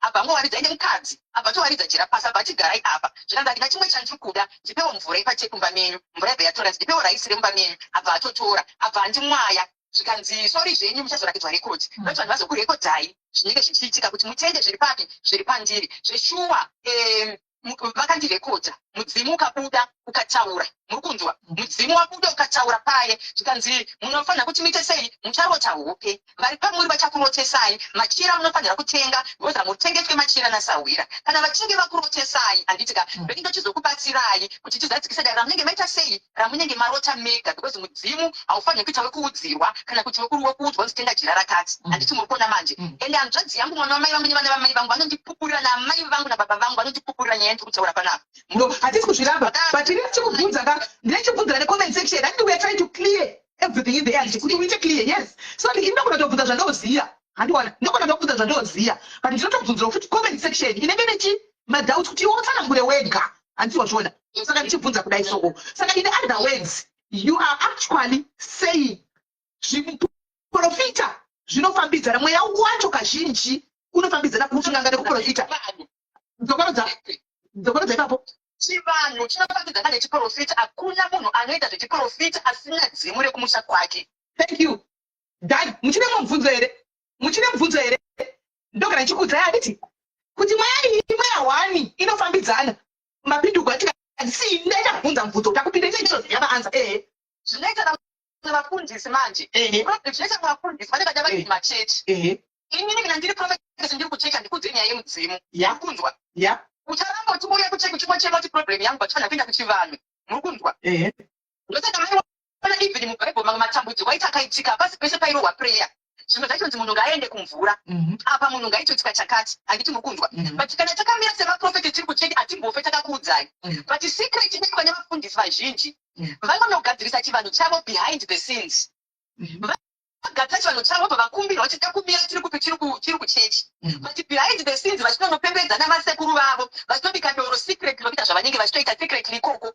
vouya muchechi wokuti mudzimu wakaita sei wakaipa hakuna munhu kana profeti this I'm ready to challenge anyone hakuna profeti anoita zvechiprofeti asina chivanhu chekumusha kwake mukazonotresa munhu ari kuita zvoprofeti kana basa raari kuita mukaenda background yemumusha make manga mina sekuru vairapa manga mina mbuya muchemberi vaita sei vairapa saka ndokwazvinobva ikoko but munhu anozokumbirwa kuti ndakumbira ndiri kusaidhi rechinamato asi achienda behind achinopembedza chivanhu chake saka king tafadzwa paanotaura zvekingdom anotaura kingdom yechivanhu asi indogona kufunga kuti tafadzwa nditiro painterview akati kubva patakabva kunigeria vanhu vakatanga kuita maaccidents ndo zvaakataura vanhu vekupi ameno kukati kwaitika maaccidents kuti family yekwakwenyu here kana kuti kwake ameno kwakatanga kufa vanhu kuita maaccidents vanhu iyoyo isanda kuinzwa maaccidents isu zvakatoitika kwedu iko kwenyu ana kutanga nhasi because ana vamini vangu inini tichitoriva kuprimary kumusha kwedu kwakaita problem yemaaccident vanhu vaifa nemaaccident kutobva tichiri kuprimary inini ndisati ndatombokura I remember vamini edimo vaitambira dynamos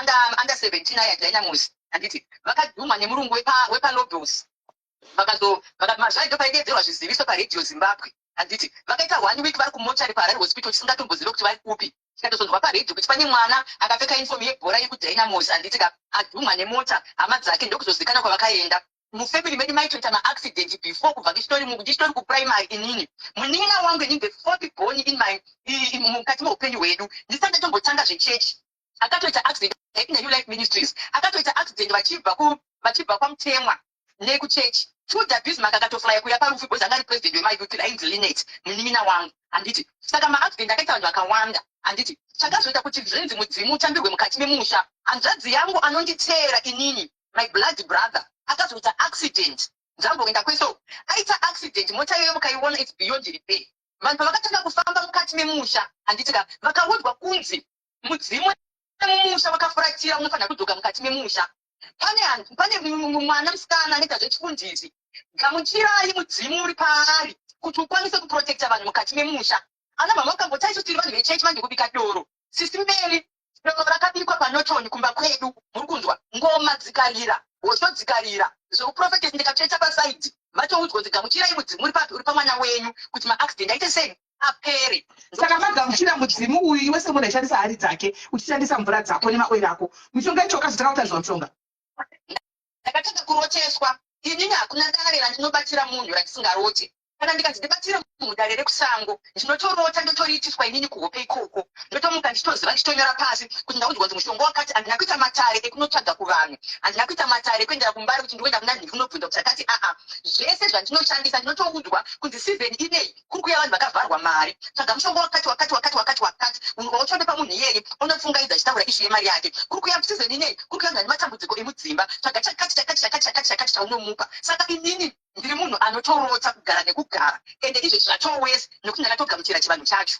Okay, saka takwadzwa papazuva apfuura paisi takwadzwa akupenga akapenga here shishu siperi takwadzwa nakupenga takwadzwa munhu angatida platform handiti kana kungotaura zvangu izvi zvizvo ndaisingafanira kutaura kuti ndakangonzi vamwe vanhu vakaita sei vakandiudza takwadzwa munhu angatida platform pamwe akangoona kuti zvinhu kwakanyarara ini ndandisikuitawo noizi ndikuita sei munhu aida platform you went and paid kuti aisirwe post yekunge akupenga kuti post itange yaseculator handiti post yaseculator kuitira numbers ozoita kunge adedzwa kulive yakaita publicity stunt alright yakaita publicity stunt alright because ndaione joandase muchipera achipenga saka akapengeswa nei aiwa akapenga asi kana makadzoka imini kunigeria ko are you sure kuti nokuti zvinoitika unogona kuinstitute musingazivi ava ndokunigeria vana kuvera musha kuti hamuna zvakaitwa vanhu ava ndandikakupai 2000 tukwire muya asisimeni vanhu venigeria they are givers naturally zvinokuti kana usina kana mari yeoffering pasaidi pasaidi anokupa mari yeoffering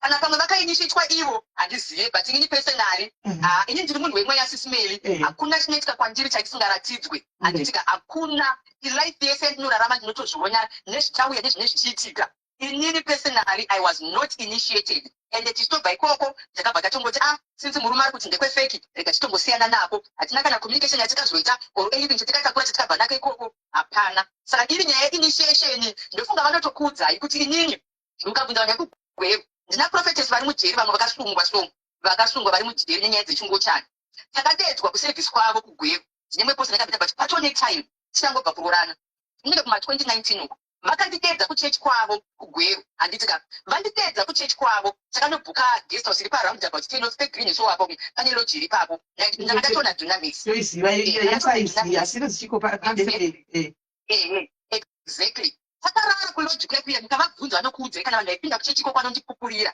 takarara kulodge ndakamuka usiku ndikati ndarota prophetess vachiita zveungo chani but vaine vanhu ndaitoratidzwa kuti kuchechi kwavo kuri kuzara vanhu vechikadzi because vanhu vechikadzi ava vari kuvashandisa vachirara navo kuti vaone mapowers ndikamuka ndikavaudza ndikati ndarota ende ndaratidzwa vanhu vavari kurara navo muchechi vakatonditi iwe hope dzako hadzitenderere hope dzako ndedzechokwadi handiti vanga kutori neservice manheru sisimeli handina kuenda kuservice iyoyo muri kunzwa vakandifonera ndikati ndarwara ndikada kuti hope dzoke dzikadzoka futi kechi 2 muri kunzwa dzadzoka kechi 2 ndikabva ndadedza vanhu vaiva ndanga ndarota vemuchechi mukundwa vachiitwa hungo chani waivaziva ndakaona paservice takatanga kufirst service yesati ndokwandakavaona saka vangatoratidzwa zvese zvemuchechimo vandaratidzwa zvaprophetess ivavo handiti ndatoratidzwa paipaya vandaudza baba angel handiti ndakaudza baba angel vandadedza hosting team yaprophetess ndikati ndiri kukumbira kukuonai handitika savangofunga kuti vamene zvavari kuda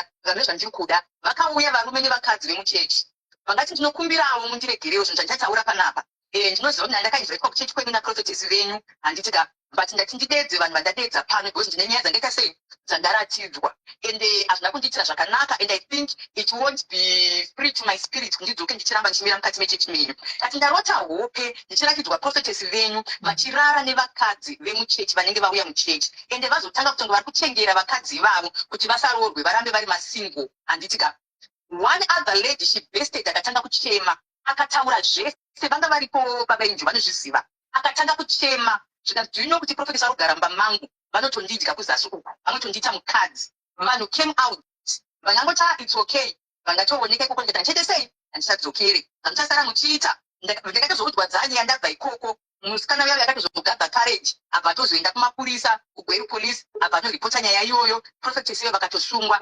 vakatongerwa 7 years by then vakatongerwa 7 years kufunga sindu pamwe zvetokwana this year vakabva vatonovharirwa kana paine vanhu vekugweru vari kuona this video vanogona kutondipupurira ati zviri zvinhu zvandanga ndakaita sei ndatorota saka hakuna chinhu chandinganzi inini ndakainitiatwa ndigotadza kuchiziva izvozvo ndinoramba hakuna hazviiti kuda kuita kuna mapoza manenge ari mahombe kuda kenyu kana ariko andisandaona sisimeri ndine vamwe vanhu vanotouya mudare mangu vanotobuditsa ndine maincident kuti kune vamwe baba vakatombouya vaine mubobobo vachisvika vasida kugara ndakatora chimbo yangu vandaikurovera pasi ndairovera pasi vakanditi kwambabva kwamurewa ndichirovera chimbo yangu pasi ndatisimkai mubude mudare mangu zvikanzi kochinda kupinda mudare ndikati no hamuna kuya mudare mune zviri pamuri but muchibva pano within 5 minutes muchatumirenyi mavoice note muchitaura zvamwe zvamanga mavinga vakafunga kuti ndiri kujoka ndikatodedza musikana unoshanga naisara wadza uyauya ndikati vavhurire gedzi vabude vaende vakada kuti anharo vavhurire imbwa vakabuda vakaenda baba ivavo vachibuda vachienda vakasenda mavoice note vachitanga kutaura zvikanzi uri bolt kata zveshuwa ndikati chii tatichitaura ika zvamanga mavinga ndakudze zvikanzi vatanga kutaura pane vanhu vanga vatondituma kuzodai apa nditore nemubobobo chakati but ndatadza ndatombogara kana parukupe rwangu akatobuda mudare mangu akatoenda saka handifunge kuti tingasvike pastage yekuinitiate kwasisimeni tigotadza kuziva pamwe zvichazoitikawo zvazvo but for now hazvisati zvaitika. aiwa ndizvo zvinotendwa varipoda mwana mumubvunza pagaizi ndofunga nyaya yatsoinzwa achitendemura achitaura musikana zvezvakaita kubva kumasure ende tafadzwa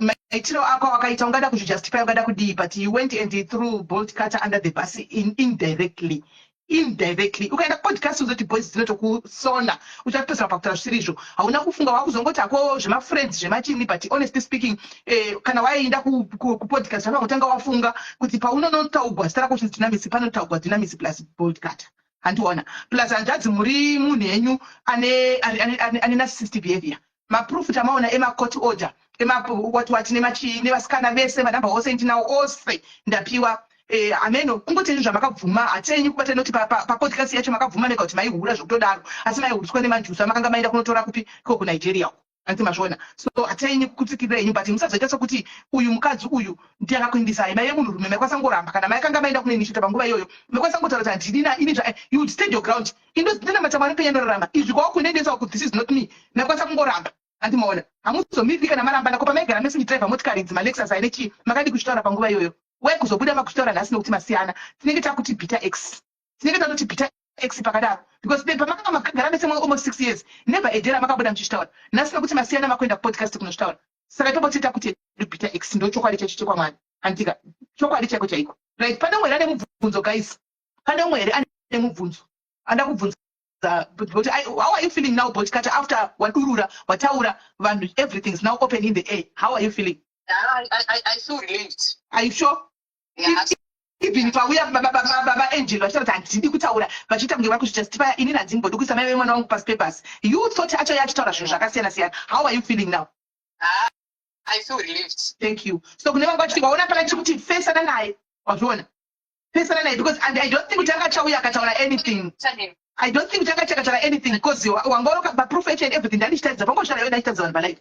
So I knew and I was very much willing to control it. So I feel I understand kuti ndasichara zvakanaka. Akuchina piritsi riya redindikiri and everything wauya wataura everything is out there in the open. Hapasisina zveviniro pakana kuti kudini kana kuchadzokera papodcast this time I don't think you will go back never. Atadzokera papodcast. So you have cleared yourself to the vana veZimbabwe vazvinzwirawo obvious haungazoudza zvokutaura nezvokufunga nditi uchasangana nema-negative comments ugosanganawo nema-positive comments ugosangana nema-negative comments iyo inonzi social media unongoiziva hazvizvi new one but your side is out there and we now know kuti kusiyana kwenyu kwamakaita makasiyana nenyaya dzechihure ndonyaya dzamakasiyana nenyaya dzeabuse kwete dzimwe kana dziripo dzimwe dzinoitwa nevarume nemukadzi mumba yanga isekret yenyama yangoitawo semurume nemukadzi but chokwadi chiripo makasiyirana nyaya dzechihure.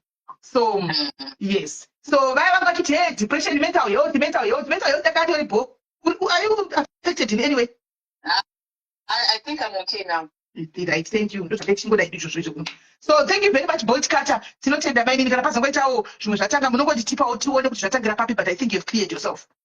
I think handitarisire kuti pane chimwe chingade zvoda kuuya kana kuti ndine zvimwe zvandinoda kutsanangura zvinodarika izvi. I think ndakungonamata kuti vabvume kusevha mapapers tingodembera mutate mumwe nemunhu ungoenda their separate ways and I just want to take this opportunity Sisimeli kuti despite whatever happened in the past you became like a sister to me handitika you became like a sister tonga ndatoya pamuri ngati Sisimeli makangoposta koma ndotanga manzwa side rangu handitika and you were very welcoming handitika mukandipawo platform yenyu matosiya kupekera murume wenyu matosiya vana venyu matosiya zvamanga muchida kuti muite handitika tinongoti Mwari ngavangokukomborerai nezvamandiitira mukati mezuva ranhasi I was able to vent out and face my abuser at least now ndakutofirawo zviri nani ndokwanisa kuti ndinoita sei ndinorara nometa vanhu vakazondijaja kana vakataura zvakawanda but ndinongotaura kuti the greatest are also human. We are not immune to problems and hazvireve kuti kana ndasangana nedambudziko handikwanisi kukubatsira dambudziko rako kuti ripere.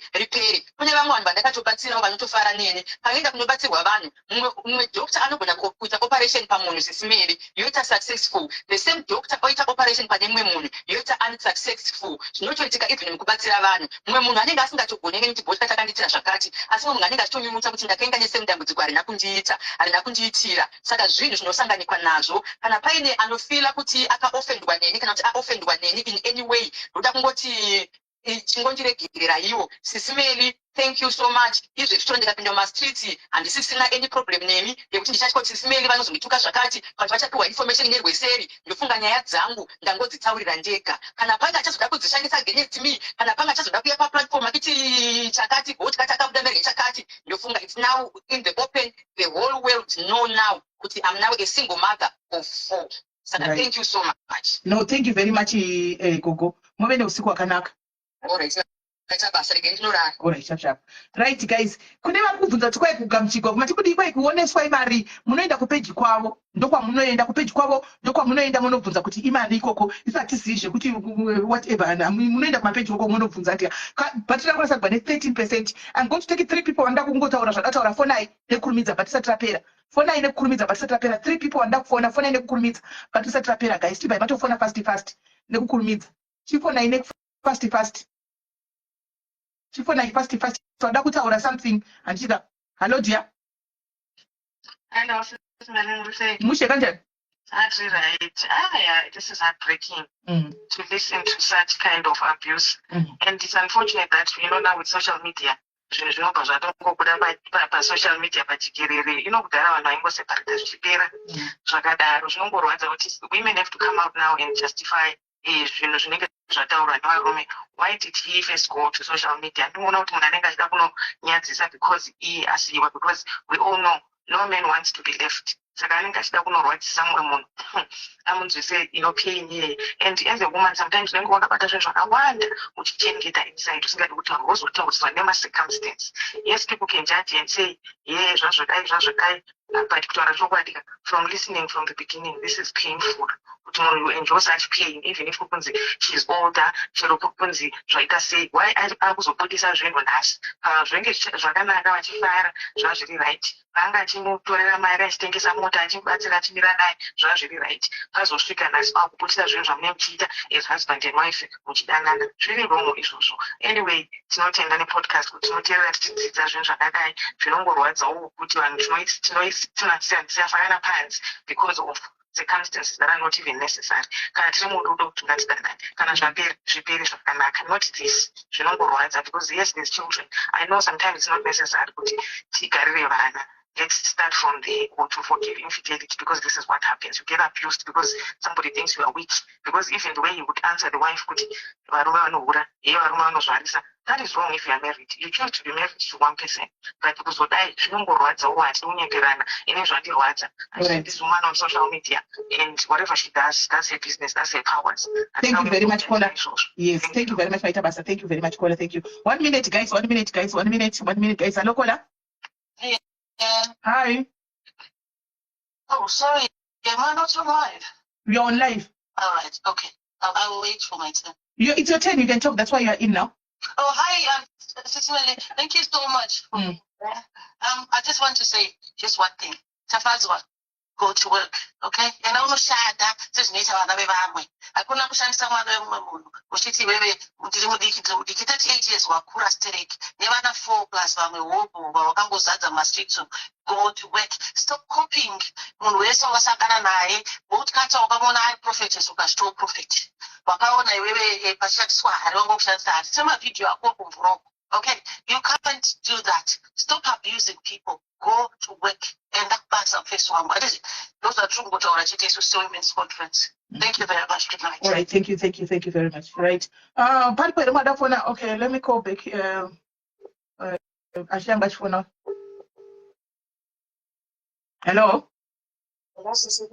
Yes, could you say? tafadzwa ngaasiyane naBolt.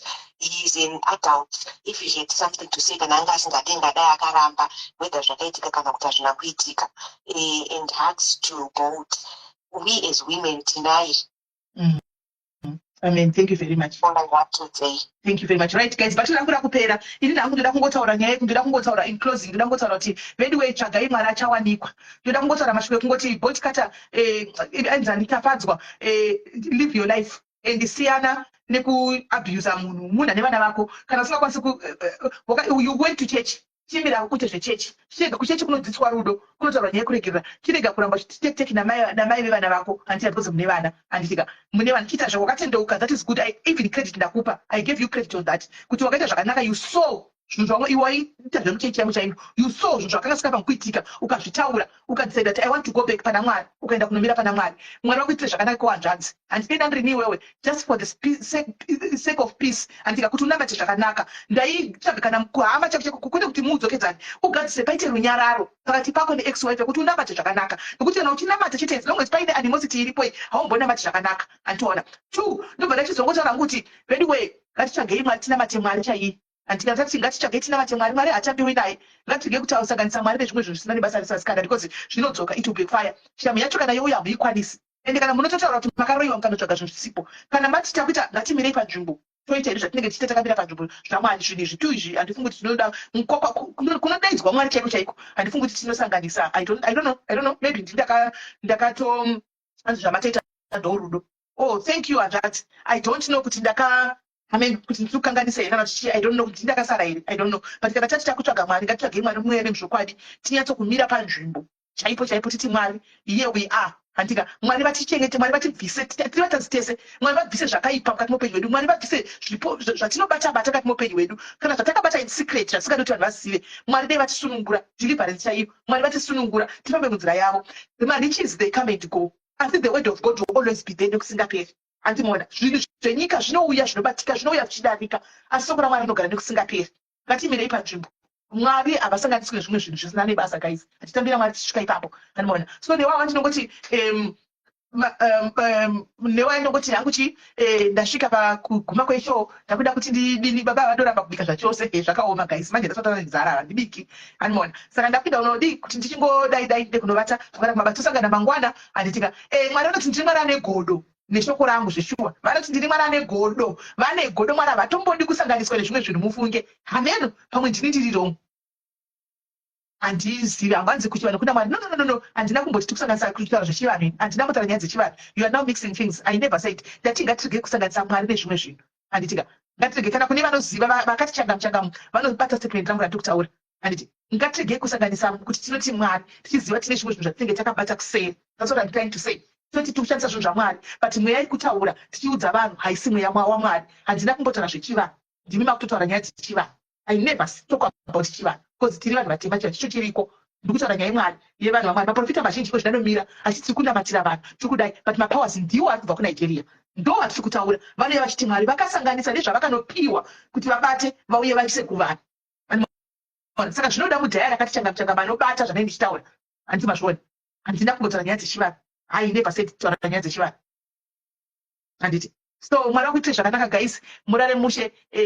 Tosangana mangwana zuva rovira tichindirira mberi nelife yedu. Todzoka mangwana neyayo yemaprofita akazara muZimbabwe handika vakuya vachita minanda nemashiripiti asi vanenge vabuda napanaijapa vakatopiwa. Vane maringi havanawo, vane maringi, vane macheni. Mumacheni mune mapowers arimo obva vamira kumberi vachitaura kuti we are delivering you vachikubata musoro. That's what I'm saying handiti maona. What a ball guys.